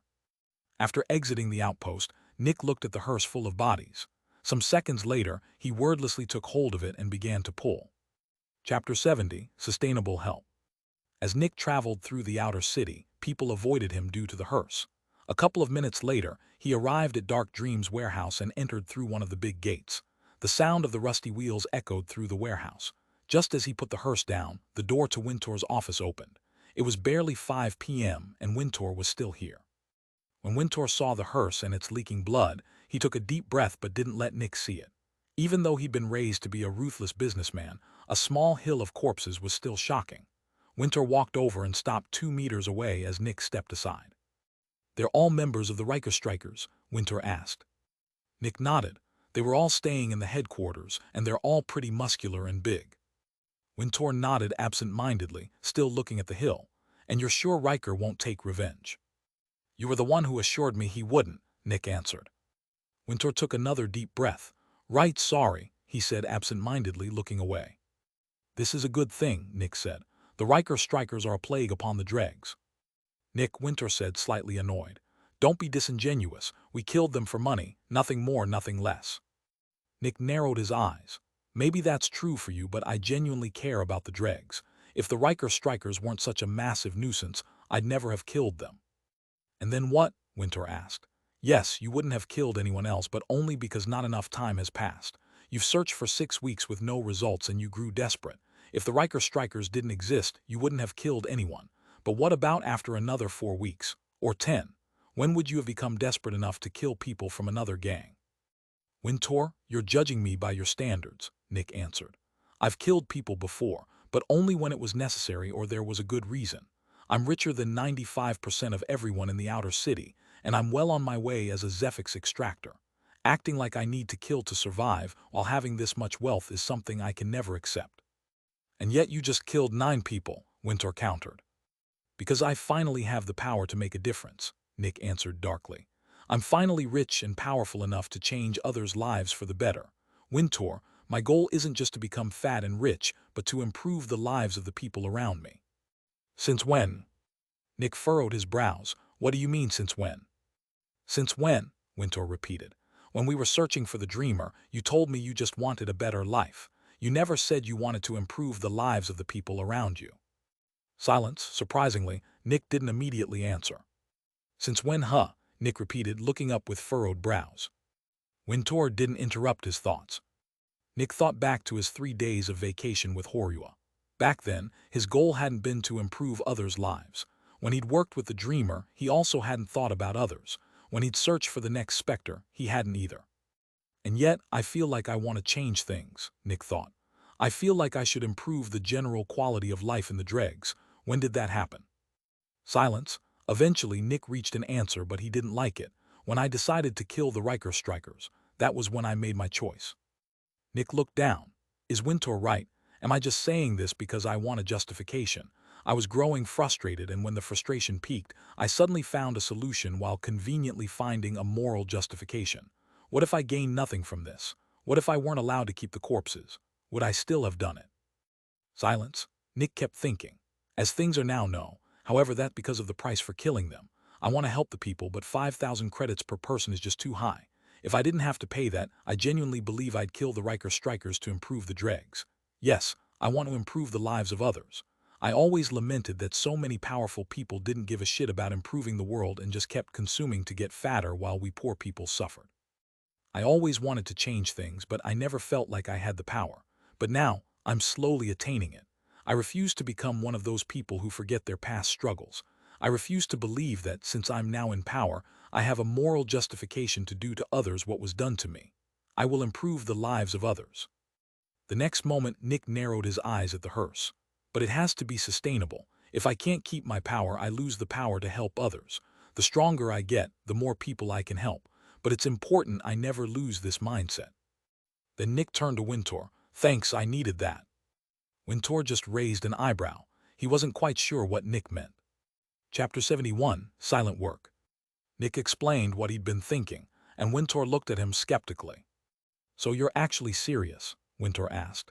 "You actually want to improve the lives of the people of the Dregs?" Nick nodded without hesitation. "Why?" Winter asked. "They've never done anything for you. From what I've heard, none of them cared about you, and many wanted to steal your things. Why sacrifice what you earn to help people like them?" "It's the system, not the individual," Nick said. "If there were no taxes, violent crime would drop significantly. If people had access to better food, they wouldn't need to fight over nutrients.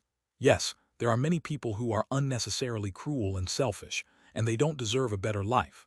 But I can't judge all the poor people because some are monsters, just like I can't call all rich people monsters because they aren't helping us. Right now, the people in the dregs suffer and some of them can improve their lives. I want it the other way around. I want everyone to have a good life, and if they do bad things, their lives get worse. I think everyone deserves a chance, and I want to make that possible." Winter still looked skeptical. "That's a tall order, you know." Nick nodded. "I know. To help everyone in the dregs on such a fundamental level, I probably need to become as powerful as Albert at least. Maybe more. But at least then my power has actual value and meaning." Winter rubbed his chin. "So, in short, you want to become much stronger. Power is the source that lets you realize your dreams, right?" "I guess you could put it like that," Nick said. "All right," Winter said, then sighed. "I'm happy to hear that, you know." This time it was Nick who looked skeptical. "Why?" "I was afraid you'd become complacent," Winter said with a laugh. "You always told me you just wanted a better life. I was afraid you'd take it easy once your livelihood was secure. But with such a grand goal, you probably have no reason to become complacent." Nick scratched the back of his head, embarrassed. "Yeah, I guess so." Winter nodded. "All right, then let's deal with the corpses. I've sent Pater home for today. Jenny is working and Trevor won't be here for several hours. They haven't been told about our decision to give the parasite some corpses, and I want to keep it that way. Working with the parasite is illegal, and if we're found out, Crimson Fungus City will crack down on us. I can get through it thanks to my family, but you won't survive. I hope you understand how important this is." Nick nodded solemnly. "I fully understand. I don't want to die either." Winter nodded back. "Bring them over," he said, walking around the Dreamer's containment unit. Nick pulled the hearse and followed. Near the back of the warehouse, Winter stopped, knelt, and pointed at one of the shiny metal plates on the ground. "Since we want to keep this secret, I can't commission someone to create easy access to the sewers, so you have to do it. I've looked at the warehouse blueprints and where all the important pipes and cables run. There should be nothing important below this spot, which is why I want to make it the entrance." Nick walked over. To keep the warehouse stable, the screws were welded onto the plates, making them effectively impossible to remove, Winter said, pointing at one. "I want you to tear them out without breaking them. I don't want any signs." Nick nodded, "Of course." Winter nodded and left him to work. Nick needed his ability active for this. Over the next 30 minutes, he removed the screws carefully. It was extremely difficult to remove them without destroying the welding covering their edges. Nevertheless, by carefully rotating them, Nick kept the welding on the screws while stripping it from the plate itself. When he was done, he called Winter back, who nodded in appreciation.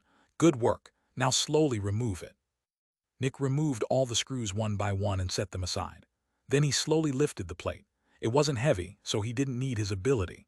Beneath it was a small, dark crawlspace with another set of plates. Luckily, the second set wasn't welded shut, but the plates were far bigger and heavier, each over 400 kilos. Winter left so Nick's ability could reactivate, and over the next 10 minutes, Nick took one of the massive plates off. As soon as it was pushed aside, the horrible stench of the sewers filled the warehouse. "We'll have to deal with the stench," Nick thought. "Luckily, nobody's here right now." Nick called Winter back, and when Winter saw the disgusting black abyss, he took a deep breath. Since they weren't in the dregs, there were no grates letting light in, so the sewers below the warehouse were pitch black. Luckily, the warehouse's many small ceiling holes let its light reach the sewers, creating an isolated beam in a seeming eternity of darkness. "Call him," Winter said. Nick nodded. Chapter 72, Trade Negotiations. "Hey, Parasite," Nick half-shouted. "I'm here for our trade."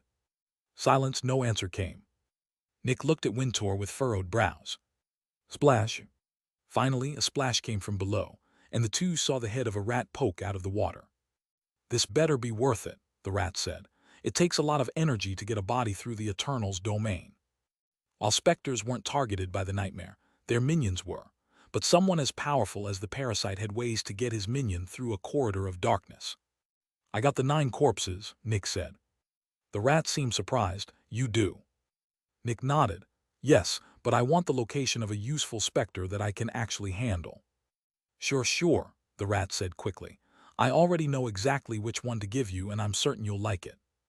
Nick furrowed his brows and looked at Wintour. Wintour nodded. "Good," Nick said. "Then do we just dump the corpses in here?" Can you send them down somewhere else?" the rat asked. "Getting that many of my minions here costs a lot of energy." "No, we can't," Wintour said from the side. "You know better than anyone that nobody is allowed to help you. I can justify taking the corpses here because we're a Zephyx manufacturer, and many Specters need corpses, but I can't justify taking them elsewhere. I'm not going to risk my business unnecessarily." The rat didn't seem happy. "If I get enough minions here to consume the corpses, I need to expend over 30% of the resources I'd get from them. That means I'd only get 6 instead of 9.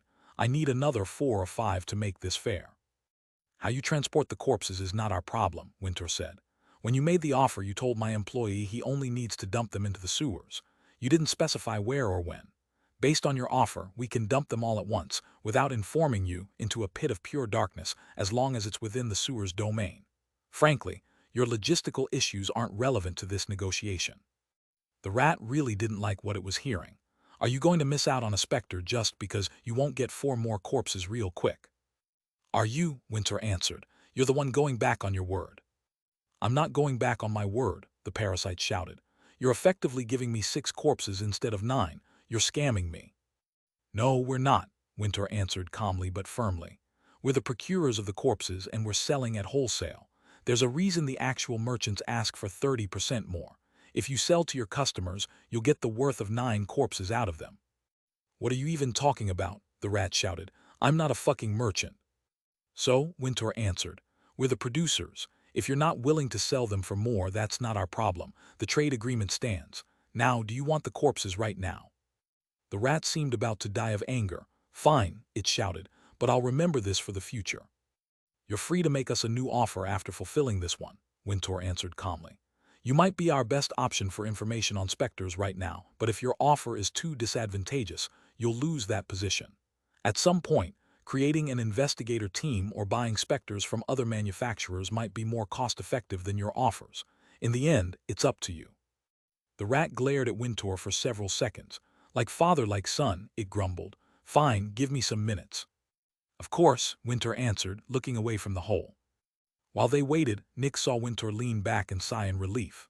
Nick was surprised. Just now, Wintour had seemed extremely confident and in control, but as soon as he was out of the parasite's perception, he lost all of it. "Ready the corpses," Wintour said, casually motioning for the hearse. "Of course," Nick answered, pulling it over. Then a couple of minutes of silence passed. "I'm ready." Nick and Wintour looked into the hole again. Even though they prepared, a cold shudder ran down their backs when they saw the heads of over 100 rats poking out of the water. "All right," Nick said. "Want them one by one or all at once?" "One by one," a rat said. Nick stood, grabbed a corpse, and hurled it into the hole. Splash! When it hit the water, the rats all jumped onto it with fervor. Nick didn't notice, but the parasite's anger nearly vanished at this moment. It had only asked for corpses, which meant Nick could have thrown in a malnourished little girl giving little energy. But the corpse he'd thrown was a big, muscular man, high quality for the parasite. And as Nick dumped the rest, the parasite felt lucky. All of these were high-quality corpses. It even had to bring over more rats since they were so big. Eventually, all but one of the rats left. "Well," Wintour asked. The rat looked at him with a wide grin. "I'll keep my word, I'll tell you. You're going to love this one." Chapter 73, Possession Specter. Nick and Wintour listened intently. "You're going to love this," the parasite said. "This Specter is easy to capture, easy to find, and easy to work with." Wintour furrowed his brows. "That sounds a bit too good to be true." "And it would be," the rat shouted. "But you guys are in luck. The Specter I'm about to tell you about is my competition, and I want him gone. If he weren't eating so many of my corpses, I'd never give his location for just 10 corpses." Wintour gestured for him to continue. "I'm calling him the Screaming Coffin," the parasite said. "Screaming Coffin," Wintour repeated. "Does this mean what I think it means?" "Yep," the rat said with a smile. It's a possession specter, the very thing all you Zephyx manufacturers want. Wintour looked at the rat suspiciously. And you're going to hand it to us just like that? Well, the parasite said slowly, why not view it as a nice favor for our future negotiations? Sure, Wintour said uncertainly. So where is this screaming coffin and what does it do? Right here, the rat said. In fact, you're not even 30 meters away from it. Nick and Wintour looked around, surprised. Sadly, the sewers were so dark they couldn't see much. This guy eats the same stuff as me, human corpses, the rat said, but he takes way longer to digest them and he isn't very fast. The screaming coffin moves around the bottom of the sewers, and whenever he finds a corpse, he swims to it and consumes it. While he's just a hatchling, I can't overwhelm him with my minions, so I have to give him corpses from time to time. In fact, I had to protect the corpses you just gave me quite fiercely, since he wanted them badly. When Nick heard about the screaming coffin, he furrowed his brows. A possession specter was the best specter possible for Zephyx extraction. They didn't run away. They didn't fight back. They were easy to work with. A possession specter was essentially free money for a Zephyx manufacturer. However, there was one problem. One couldn't attune one's Zephyx synchronizer to a possession specter. This meant Nick's issue still wasn't solved. He still needed a specter with high compatibility with his ability. How powerful is it? Wintour asked while Nick thought. Not at all, the parasite said dismissively. He has a couple of grabby tendrils, but Nick should easily be strong enough to resist, especially since he doesn't technically have perception, being just an object. In fact, if Nick isn't careful, he might accidentally rip the poor guy in two. All of this sounded too good to be true, and Nick still felt suspicious. Was the parasite planning something? Thank you, Wintour said. We'll capture the screaming coffin in a couple of days. In a couple of days, the parasite repeated. Why not now? He's literally below me. You said the screaming coffin consumes corpses, correct? Wintour asked.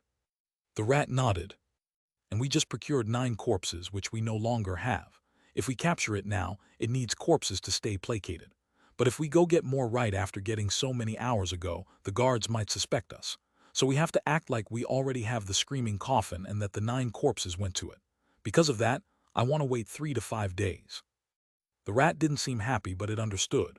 Fine, the parasite answered. Just call me when you need his location, but don't call just to chat. Getting a minion to this isolated spot wastes too much energy, and if I'm called for dumb reasons, I might start charging for consultations. Of course, Wintour said. Thank you for the trade. We'll call when it's time to capture the screaming coffin. Sure, the rat said before diving into the water and vanishing. Wintour turned to Nick. Close everything up. No one must know what happened. Nick nodded. After a couple of minutes, everything was back in place, and he looked at Wintour again. I still need a proper specter for my ability advancement. I know, Wintour said, but it's actually extremely good that we got a possession specter this time. A smile appeared on his face. The screaming coffin probably produces a lot of Zephyx since it consumes human corpses. Specters that consume humans tend to produce a lot in very little time. With it and the Dreamer, we'll produce a great amount of Zephyx every day, which will let us buy more advanced things. Your advancement is still over a year away, and we have plenty of time to accumulate wealth. Don't forget, there aren't only specters roaming around that we haven't found yet, but also ones simply too troublesome to capture and contain. With enough money, we might even get a containment unit for a force specter, he said with a smirk. Nick's eyebrows rose in positive surprise. If he could also choose from some force specters, his options would improve tremendously. In the end, Nick accepted that getting a possession specter was a good thing. Best of all, he probably didn't even need to hire more Zephyx Extractors for it. Chapter 74, One More. After getting rid of all the signs pointing to trade with the parasite, Nick left the warehouse and dealt with Horua. By now he'd become completely used to it and had found his rhythm. Since it had been 3 months, Horua had grown quite a bit, and Nick even needed to buy him new clothes. Sadly, Horua still showed no signs of getting better. A couple of days ago, Nick had taken Jenny to Horua to see if she could do something with the ability she'd gotten from the Dreamer. When Jenny saw how young Horua was, she'd been shocked. Nick had always seemed like an extremely competent and friendly boss, but now she was confronted with the fact that he'd essentially thrown a child in front of the Dreamer. This didn't fit her image of him at all. Nevertheless, she couldn't ignore the proof in front of her. After Horua went to sleep, Jenny tried to view his dreams, but there weren't any. According to her, Horua simply wasn't dreaming. Two asked Wintour about it the next day, since he'd been taught a lot by his family's tutors. Wintour said that dreaming was normally the brain reorganizing the memories written down that day, which was also why almost all dreams related to thoughts one had had during the day. The fact that Horua wasn't dreaming actually wasn't surprising. He didn't perceive anything, so he likely didn't create new memories. So he didn't dream. There was simply nothing to dream about. When Nick heard that, he sighed. He wanted to help Horua. Horua had been in this state for a quarter of a year, and Nick knew this wasn't a life worth living. Would he wake up on his own? The doctor said it was possible, but what if he wouldn't? Should he simply ask the dreamer to wake Horua up? But what if that caused even more pain? What if Horua would have woken up a week later on his own? For now, Nick decided against using the dreamer and continued caring for Horua. Over the next few days, Nick only traveled between Horua and the warehouse. He didn't return to the Dregs to search for another Specter. He had to act like they'd already caught one. 4 days after the trade with the parasite, it was time. During the late hours, Nick went into the warehouse. Even though the sun always shone, most people still slept during the night. Horua had also gone to sleep, so Nick could stay out for around 4 hours before checking on him again. After entering the warehouse, Nick waited for Wintour, who showed up a couple of minutes later. It was shortly after midnight. "You ready?" Nick asked. Wintour nodded. "Get the corpse," he said, handing Nick a token. It was a special token that gave him permission to create and collect one corpse in the Dregs. Nick took it and left. During these hours, there weren't many people on the streets, and the city felt almost dead. After some minutes, he entered the Dregs. As soon as he arrived, he jumped on top of a building and quietly moved from rooftop to rooftop. He didn't want to be perceived while keeping a good vantage point. He was searching for a fitting corpse. Over the next minutes, Nick saw a few groups of people walking around, but he paid them no mind. They weren't doing anything shady. He also saw some gatherings, which was normal. Many people in the Dregs didn't feel safe at night, so they formed small groups, and some kept watch over the houses.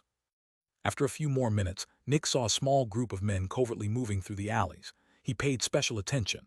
The way they snuck around was suspicious. But after watching, he realized they were just a squad from the insurance gang, which regularly walked through the Dregs to advertise its services. These groups often held hundreds or thousands of credits in their palms, which was why they snuck around like this. Nick ignored them again. Some minutes later, Nick saw a woman breaking into a house. He didn't care. Then he saw a couple of men having sex with a woman in an alley. She didn't seem into it, but she also didn't seem too opposed, so he ignored that too. Finally, 30 minutes after arriving, Nick found something interesting. A tall 25-year-old woman was walking through some alleys. Usually he wouldn't care, but something made her very relevant. She wore the badge of the Strikers. When Nick saw it, he hesitated. But in the end, he knew someone who chose to join the Strikers couldn't be a good person. So he jumped down from a rooftop and landed knee-first on her head. Her brains splattered across the street and dirtied his clothing. Nick grabbed the corpse and jumped back onto a rooftop. Some minutes later, he arrived in the outer city, and when a guard looked at him, he simply threw the token he'd received. The guard looked at it, nodded, and followed. When they arrived at the warehouse, the guard left.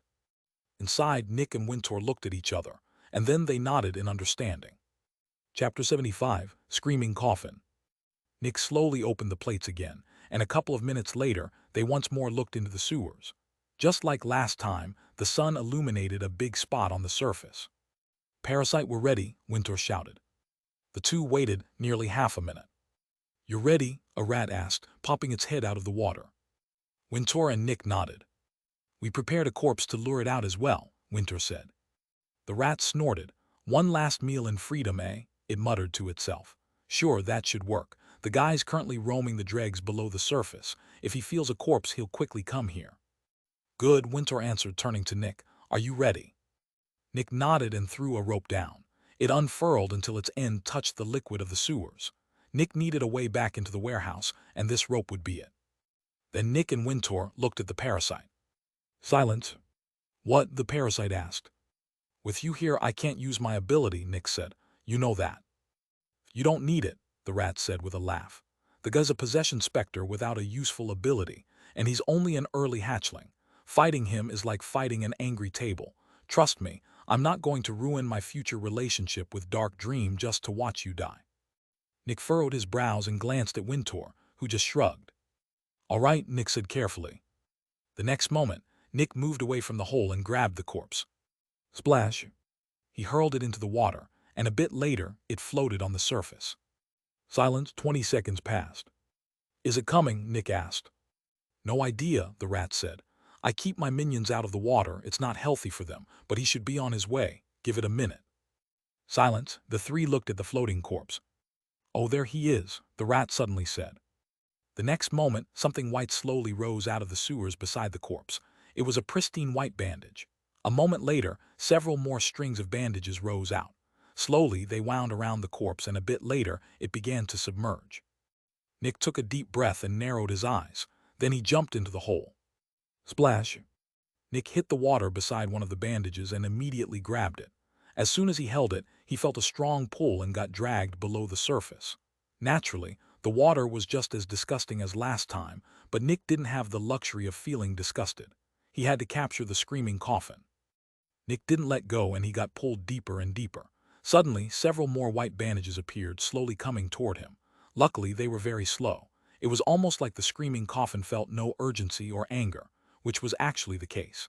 As a possession specter that possessed an object, it didn't really have a consciousness. It had the awareness of a cell, following only the most basic instincts. Rip! Suddenly, one of the bandages tore off as Nick pulled on it. What? He thought in shock. I ripped it already. That was when he realized he was a few meters below the surface, which meant neither Wintor nor the parasite could perceive him. At this moment, his body was over 15 times as powerful as an average adult male's, and the screaming coffin was only an early hatchling. As soon as Nick ripped the bandage off, the others slowly retreated. Even with its basic consciousness, the screaming coffin still decided to stop trying to consume him when one of its bandages was torn. That's problematic, Nick thought. I don't know where it is. Nick moved forward and grabbed two of the retreating bandages, but he didn't pull. He simply kept them in his grasp. They wanted to retreat, but after a couple of seconds, they slowly encompassed his arms. Nick did nothing. Soon more bandages appeared around his body and encompassed him too. To avoid being bound in a bad position, Nick kept his arms and legs apart while flexing all his muscles. Even if the screaming coffin wrapped him in bandages, they were all attached at one end, and with a single pull he could tear them off. Some seconds later, 10 bandages had grabbed him, and he felt himself pulled downward. Luckily, Nick carried a bit of arclight on his waist, so the nightmare wasn't an issue. 10,000 credits was no longer extremely expensive to Dark Dream. After being pulled down a few more meters, something appeared. It was a luxurious black coffin. It was closed, and 12 white bandages came out of the tiny gaps between the body and the lid. Nick looked at it with narrowed eyes. As Nick got closer, the coffin slowly slid open. The screams of the damned poured out. Immediately, Nick felt like he was looking at an eternal ocean of hate-filled ghosts. It was like an army of furious, unwilling corpses screaming at him to join them. They hated being doomed to this eternal existence of suffering, and they'd long since lost all rationality, filled with nothing but pure hatred for anything that didn't share their pain. Nick's body shook at the hate-filled screams, but he quickly calmed, and only one thought shot through his mind. So that's why it's called the Screaming Coffin. Chapter 76, The Second Specter. The screaming coffin opened fully, and Nick saw a black void inside. He knew at once that he couldn't enter the coffin or he'd die. Power seemed irrelevant once encompassed by it. Anything living would become nourishment for the coffin. Nick slightly moved his arms and felt he could still use a lot of power. For a bit, he let himself be pulled closer, and when they were a little less than 2 meters apart, he became active. Rip! Nick ripped his left and right arms free, followed by his legs. Immediately, the other bandages loosened, and shockingly, they even cut themselves off. The screaming coffin let go of Nick, leaving several parts of his body still encased in white bandages. It quickly closed its lid, and the moment it did, Nick shot forward. In an instant, Nick surrounded the closed coffin with his arms. Luckily, it wasn't too big. Then he wrapped his legs around it so it couldn't run. Rip! Nick methodically ripped out all the white bandages coming from the gaps.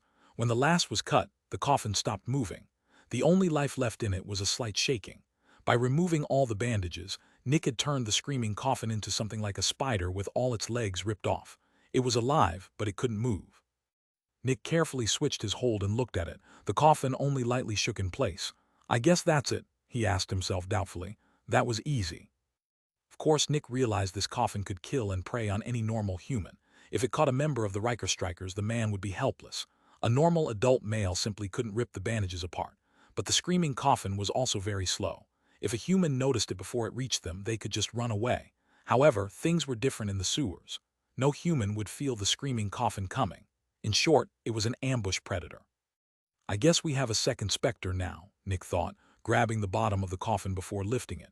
He swam upward while holding it, and a couple of seconds later, he reached the surface. At first the coffin felt many times heavier, but that was just his ability deactivating. When Nick lifted it out of the water, he had to paddle wildly with his legs to keep his head up. I got it, Nick shouted, but he immediately regretted it as some liquid entered his mouth. Great work, bring it up, Winter shouted. Nicely done, kid, the rat shouted. Nick pushed the coffin to the rope and tied a rope around it. Sadly, there wasn't much rope, so he couldn't secure it completely.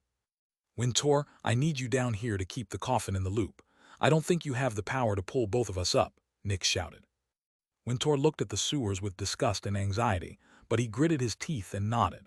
He slowly slid down the rope until he reached the coffin. A disgusted, almost fearful expression crossed his face as he got submerged up to his chest.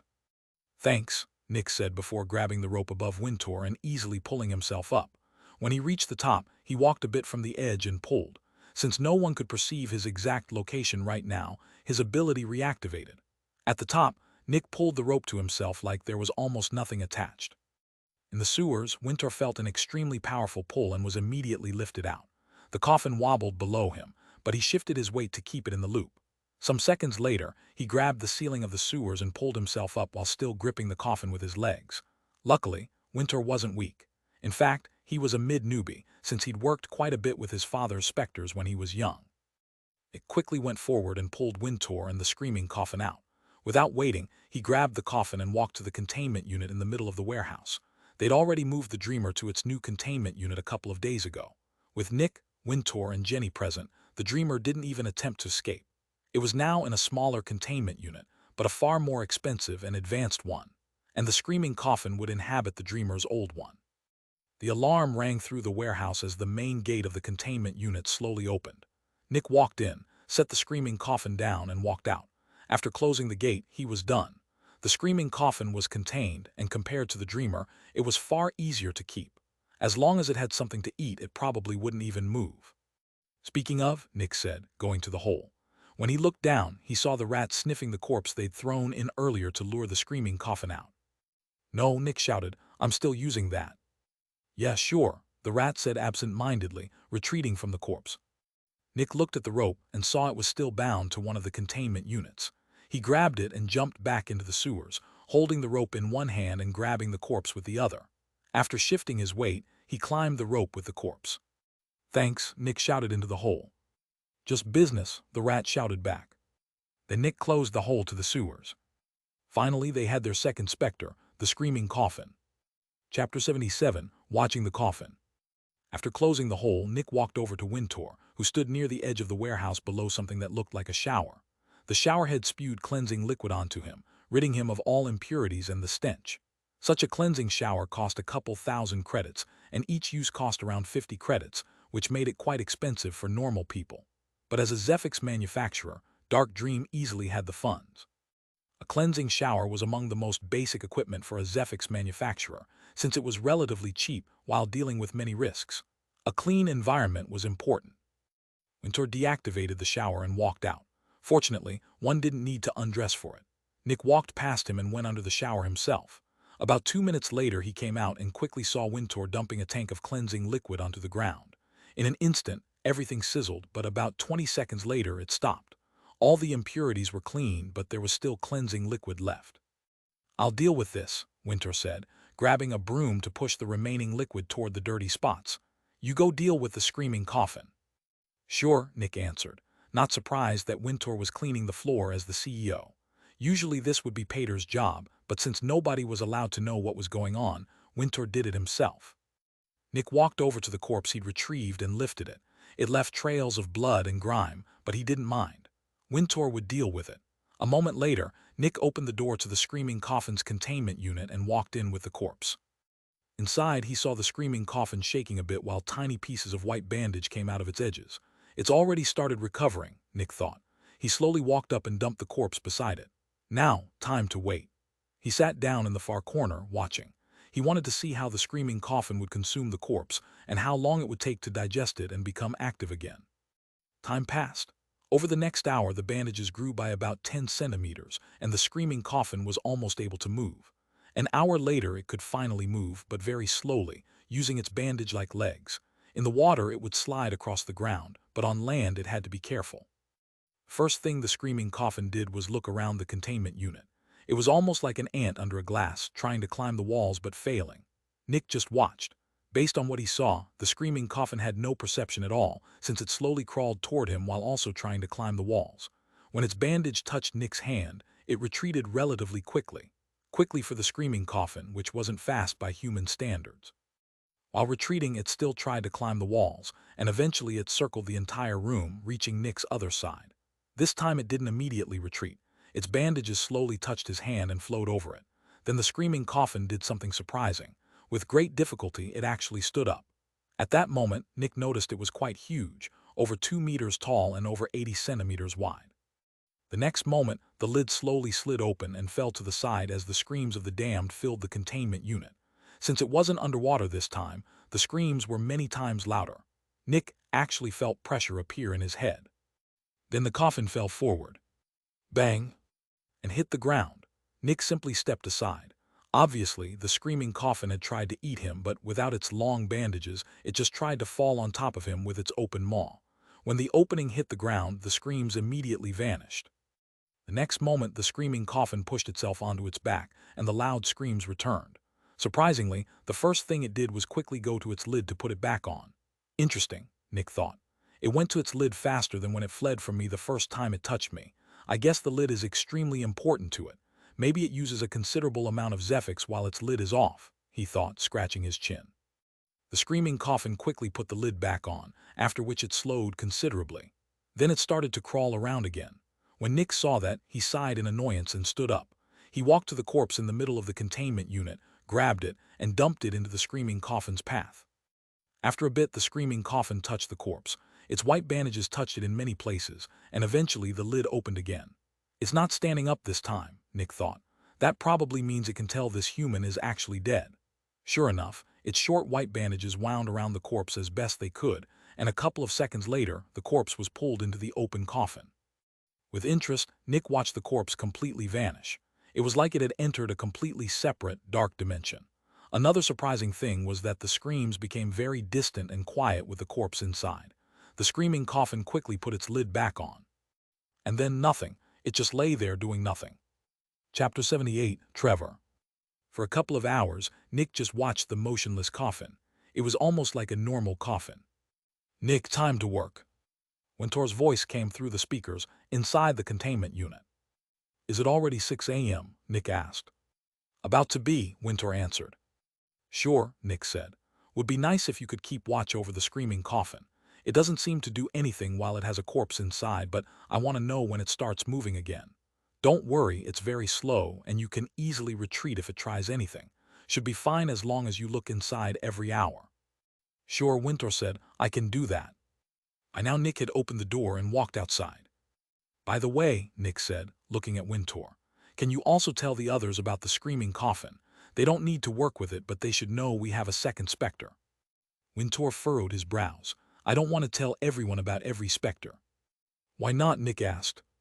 Zephyx manufacturers often send spies into other manufacturers, and once they know everything about the Specters, they often steal them.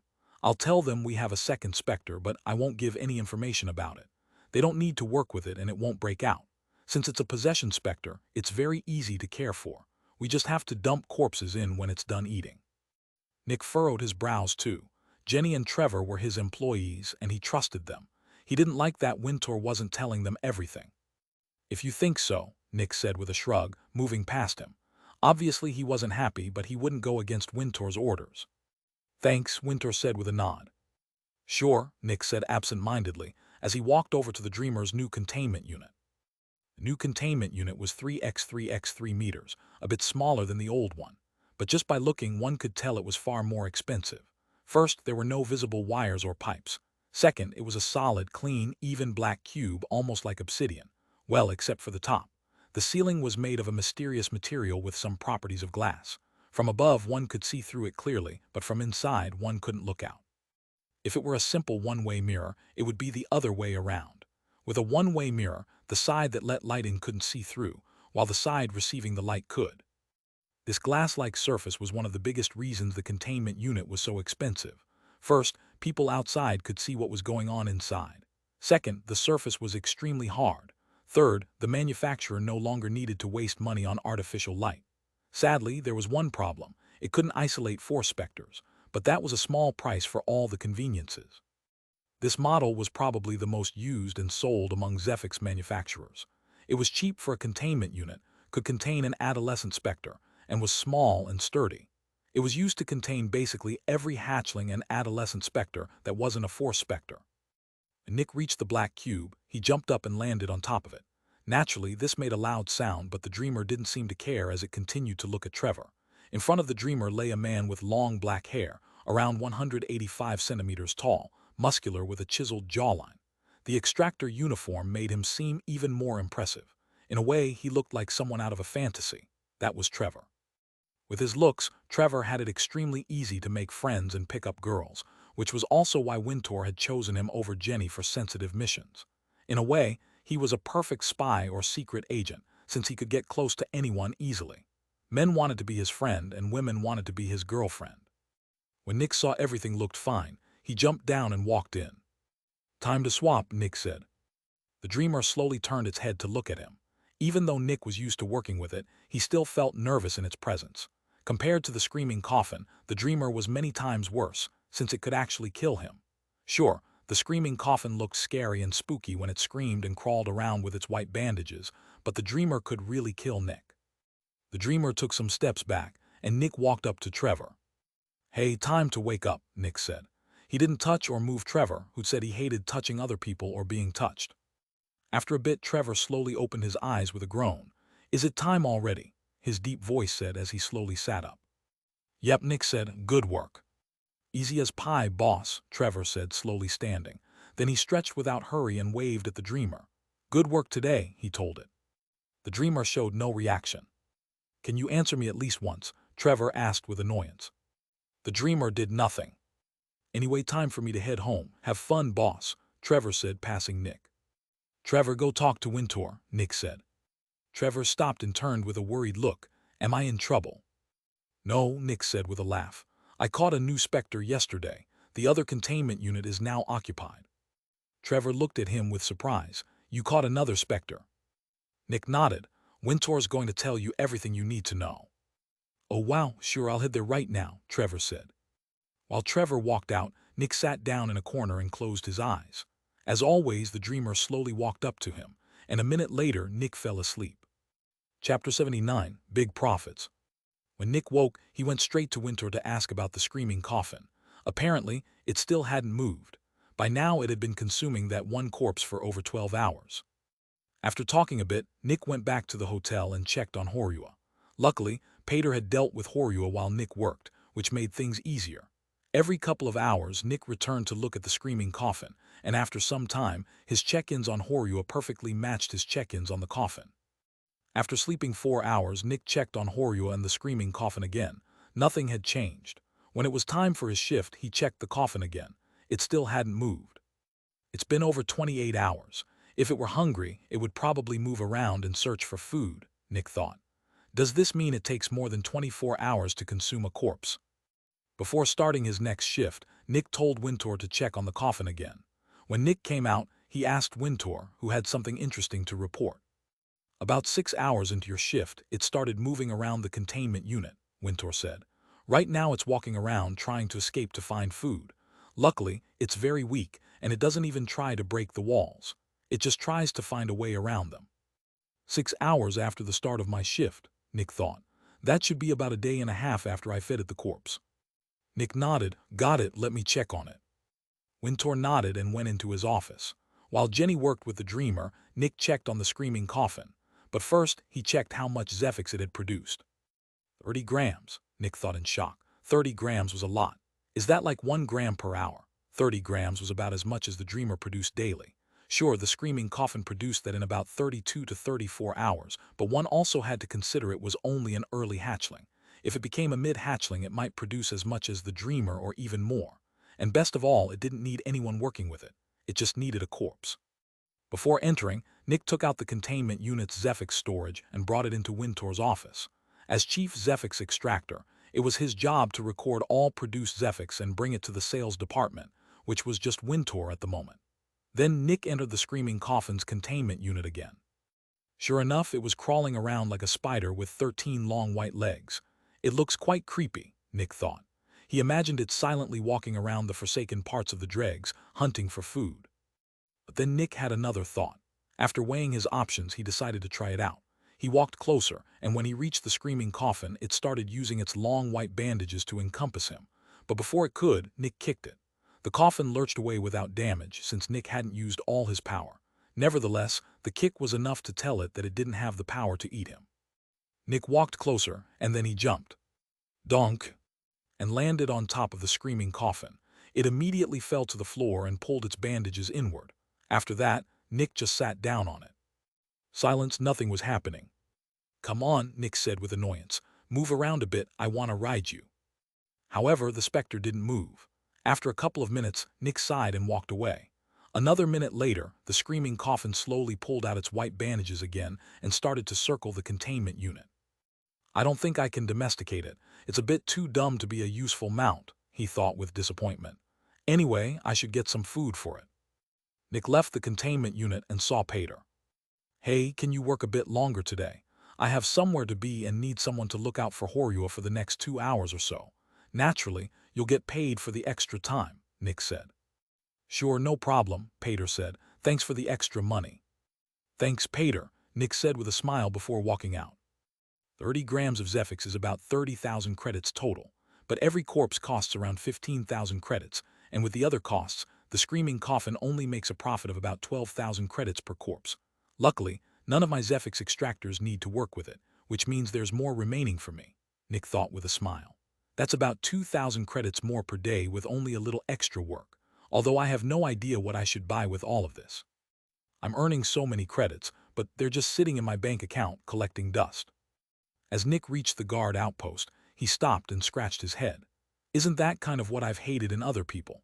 Just months ago, I thought it'd be great if everyone gave a little of their overabundant wealth to help others.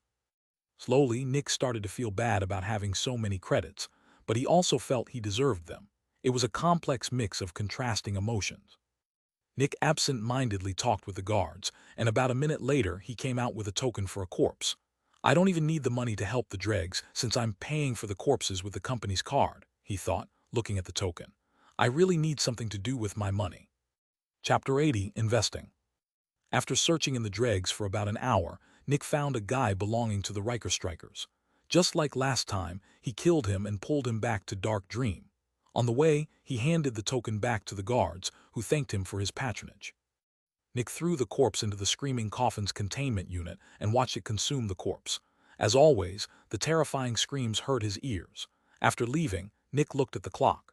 About 3 p.m. That means it should be done between 10 p.m. tomorrow and 2 a.m. the day after. Nick nodded and walked into Winter's office. Anything you need? Winter asked without looking up from the sheet he was writing on. Hey, Winter, Nick said. What do I do with my money? Invest it, Winter answered. Nick furrowed his brows. Like in the company. Winter snorted. No, I don't need your money right now and I don't want to lose ownership of Dark Dream. As the sole shareholder, Winter owned 100% of Dark Dream. Even though Nick was Chief Zephyx Extractor, he only held a very high management position. He wasn't an owner or director. Technically, Winter could throw him out without issue, but that would be beyond stupid. You want to help the people of the Dregs, right? Winter asked, putting the sheet down. Nick nodded. In that case, I'd invest in your own power, Winter suggested. Into my power, Nick repeated. Yep, Winter said. Get some equipment. You're still fighting with your bare hands and you're only using the city's official uniform as armor. If a Force Specter attacks you, you can't do anything to it since you have no weapons. With a good weapon and armor, you can increase your power a lot. Nick's eyes widened as he thought about everything he could buy with the money he'd gathered. Then he became confused. And what does that have to do with wanting to help the people of the Dregs? Winter chuckled. If you die, who will help them? And if you use 10% of your current income to help the Dregs, that's about 300 credits per day. But if you use 10% of your income 2 years from now, when you're a level 2 extractor, that might be 3,000 credits per day. The stronger you are, the more money you earn and the more you help the Dregs. The longer you live, the more payments the Dregs receive. Because of that, I suggest investing about 80% of your income in your own power, keeping 10% as a safety net, and using the remaining 10% to help the people. Nick almost couldn't believe how easily Wintour had fixed the very thing he couldn't solve after thinking about it for so long. It was so easy and logical. Sounds great, Nick said with a bright smile. So where can I find equipment? What should I get first? The most important thing for a Zephyx Extractor, a barrier. A barrier? Nick asked in confusion. A barrier is something you put into your official uniform. If anything dangerous comes near you, the device shields you from it. Since we aren't Specters, we humans can't use our Zephyx without equipment, and a barrier is one such piece. It uses your internal Zephyx storage to block any attack. The stronger the attack, the more Zephyx it uses. You can deal with punches, claws, and kicks without issue, but you'd be helpless if someone threw a vat of burning oil at you. For Specters almost always have attacks nearly impossible to block with anything physical, and even other kinds of Specters can have them. A barrier lets you deal with attacks normal humans can't. Nick listened intently. That sounds very useful. How strong is such a barrier? Depends on its price and your level, Wintour said, leaning back. Then he opened a big pocket on his chest and pulled something out. It was a silver plate with a beautiful blue gem in the middle that seemed to shine like the ocean. That's mine, Wintour said. It can block all manner of attacks, deploys intelligently and automatically, has a malleable surface, is invisible while active, and blocks attacks at a ratio of 5:1 Zephyx. That means it uses 1 unit of my Zephyx to block 5 units of an enemy's. Nick took a deep breath. That sounds very expensive. Wintour chuckled. Yeah, I can't buy something like that on my own. It was a gift from my father before I left to build Dark Dream. It costs like 100 million credits, but my father probably got it for half the price. Nick sucked in a violent breath through his teeth. 100 million credits. That was nearly 1,000 times more than what Nick had earned so far. Yours won't be as good, but it'll still help you a lot, Wintour said. For starters, I'd get one with a 2:1 conversion rate that can block most kinds of attacks. You should have just enough money for a decent one, but don't spend everything on it. You also need a couple of one-time use items and actual weapons. Try to keep what you spend on the barrier at about 80% of the 80% you use for equipment. Nick nodded. Will do. Where can I buy something like that? Usually you'd need to enter the inner city, but level 1 Zephyx Extractors aren't allowed there without a permit. You have to be a level 2 extractor first. But of course, since there's a big market for newbie equipment, there's money to be made. Once a week, there's an open market in the outer city for newbies. Lucky for you, it's tomorrow. Chapter 81, Marketplace.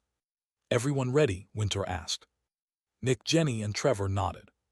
After talking with Nick some more, Wintour had decided the others also needed equipment.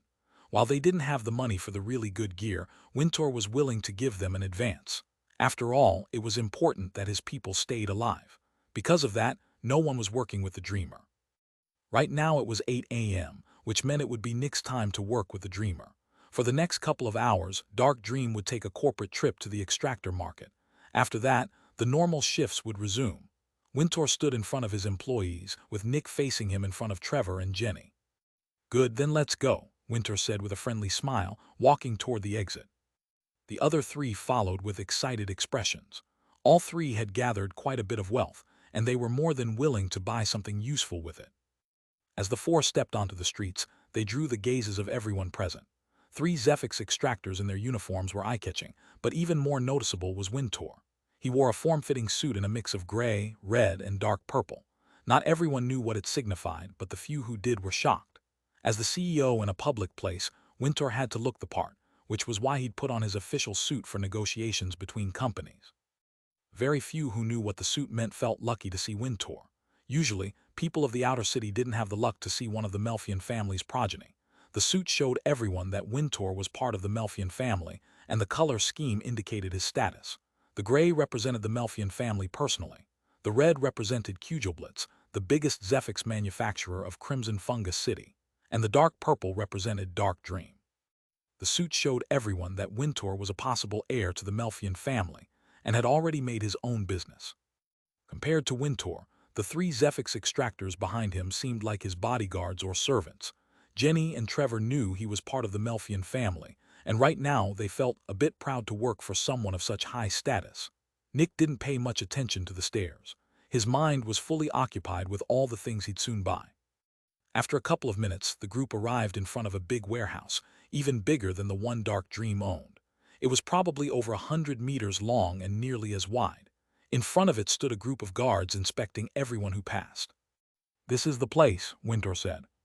The three looked at the warehouse with interest. It seemed big but unassuming. Winter walked forward and his three employees followed.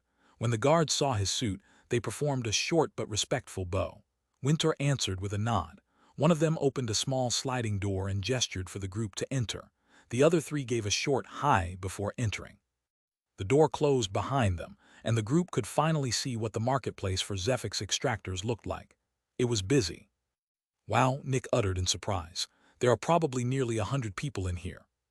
"Yep," Winter said with a smile.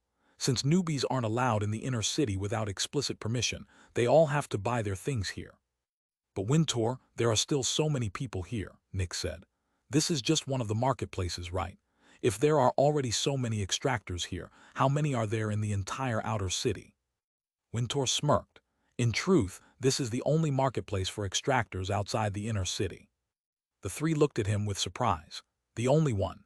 They'd assumed it was one of several, since they hadn't even walked 2 kilometers to get here. Winter chuckled. "It just so happens the marketplace is very close to Dark Dream. It's just a coincidence." "So this is everyone?" Jenny asked from behind Nick. Jenny and Trevor weren't very comfortable around Winter.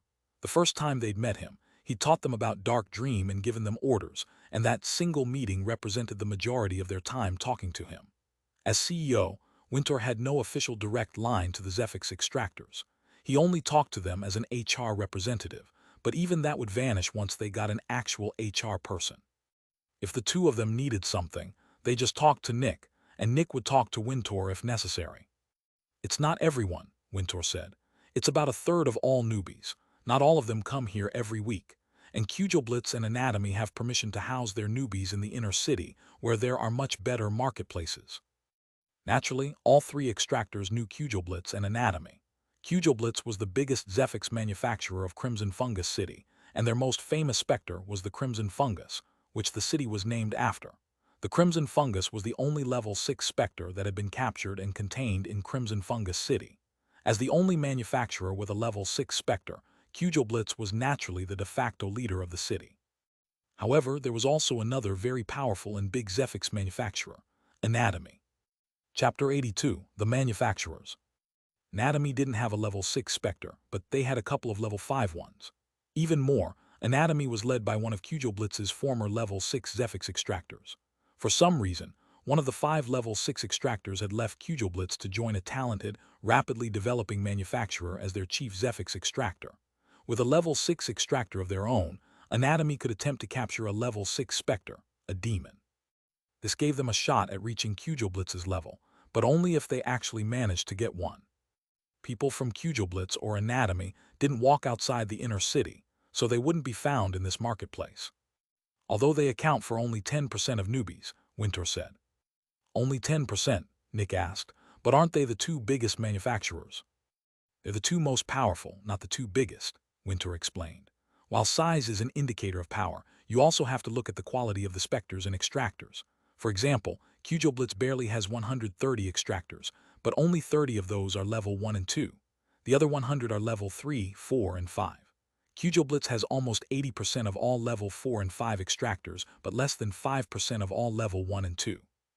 "Sounds like there's no way to topple Blitz," Trevor commented with a chuckle. "It's difficult," Winter said, "but if Anatomy gets a demon, things might change." Then he looked at Trevor with a smirk and Trevor grew nervous. "Who knows? If Anatomy gets a level 6 Specter, we might have a war on our hands." The three felt quite nervous. A war between manufacturers. What would that even look like? Would one manufacturer free another's Specters to cause damage? That would be horrifying. "Anyway," Winter said, turning to the marketplace, "we won't be meeting anyone from Blitz or Anatomy here. You see the extractors in the turquoise and red uniforms." "Speaking of," Nick said, "I was going to ask about that. Why don't they wear the official uniform for Zephyx Extractors?" "It is the official one," Winter said. "It's the official one for their manufacturer. Almost all manufacturers have their own uniforms which also count as official for the city. If you want one, we need a level 3 Zephyx Extractor in Dark Dream. Then I can commission one. Until then, you deal with the standard one. Nick looked at his uniform. Suddenly it didn't seem that impressive anymore. Anyway, the ones in turquoise and red are from Ghosty's lab, the third biggest manufacturer in the city, Winter said. They also have over 30% of all level 1 and level 2 Zephyx Extractors. In terms of quantity of Specters, they're number 1 in the city. They have a lot of hatchlings, adolescents, and adults, but also a couple of elders and even one fanatic. Try not to antagonize the Extractors from Ghosty's lab. If we have a conflict with them, we'll go bankrupt before we know it. The three nodded, looking at the Extractors in turquoise and red. There were about 10 in here, lower than expected. According to Winter, there should be over 30. However, it wasn't surprising. Ghosty's lab probably bought most of their gear in the inner city and traded it among their people. They were big enough to do that easily. What about the others? Nick asked. Winter pointed to someone in a silver and red outfit. The people in silver and red belonged to Gemini. Gemini used to be a relative nobody, but they recently captured their first elder, which officially puts them just behind Ghosty's lab. However, the difference in power is still massive. Ghosty's lab has over 3 times as many employees, which even extends to level 3 and 4 Extractors. Gemini is nothing compared to Ghosty's lab, but they're still a manufacturer with a level 4 Specter, so don't start trouble with them. The three nodded and waited for Winter to continue. Next, Winter pointed to a Zephyx Extractor in a yellow and red uniform. These people are from Solace. They used to be Gemini's rivals, but they can no longer compete since they don't have a level 4 Specter. I'd also ask you not to antagonize them. Solace provides over 90% of all the artificial light that works against the nightmare. Their most famous Specter, the bright candle, is what illuminates our cheap containment unit, and it also provides the arc lights we use from time to time.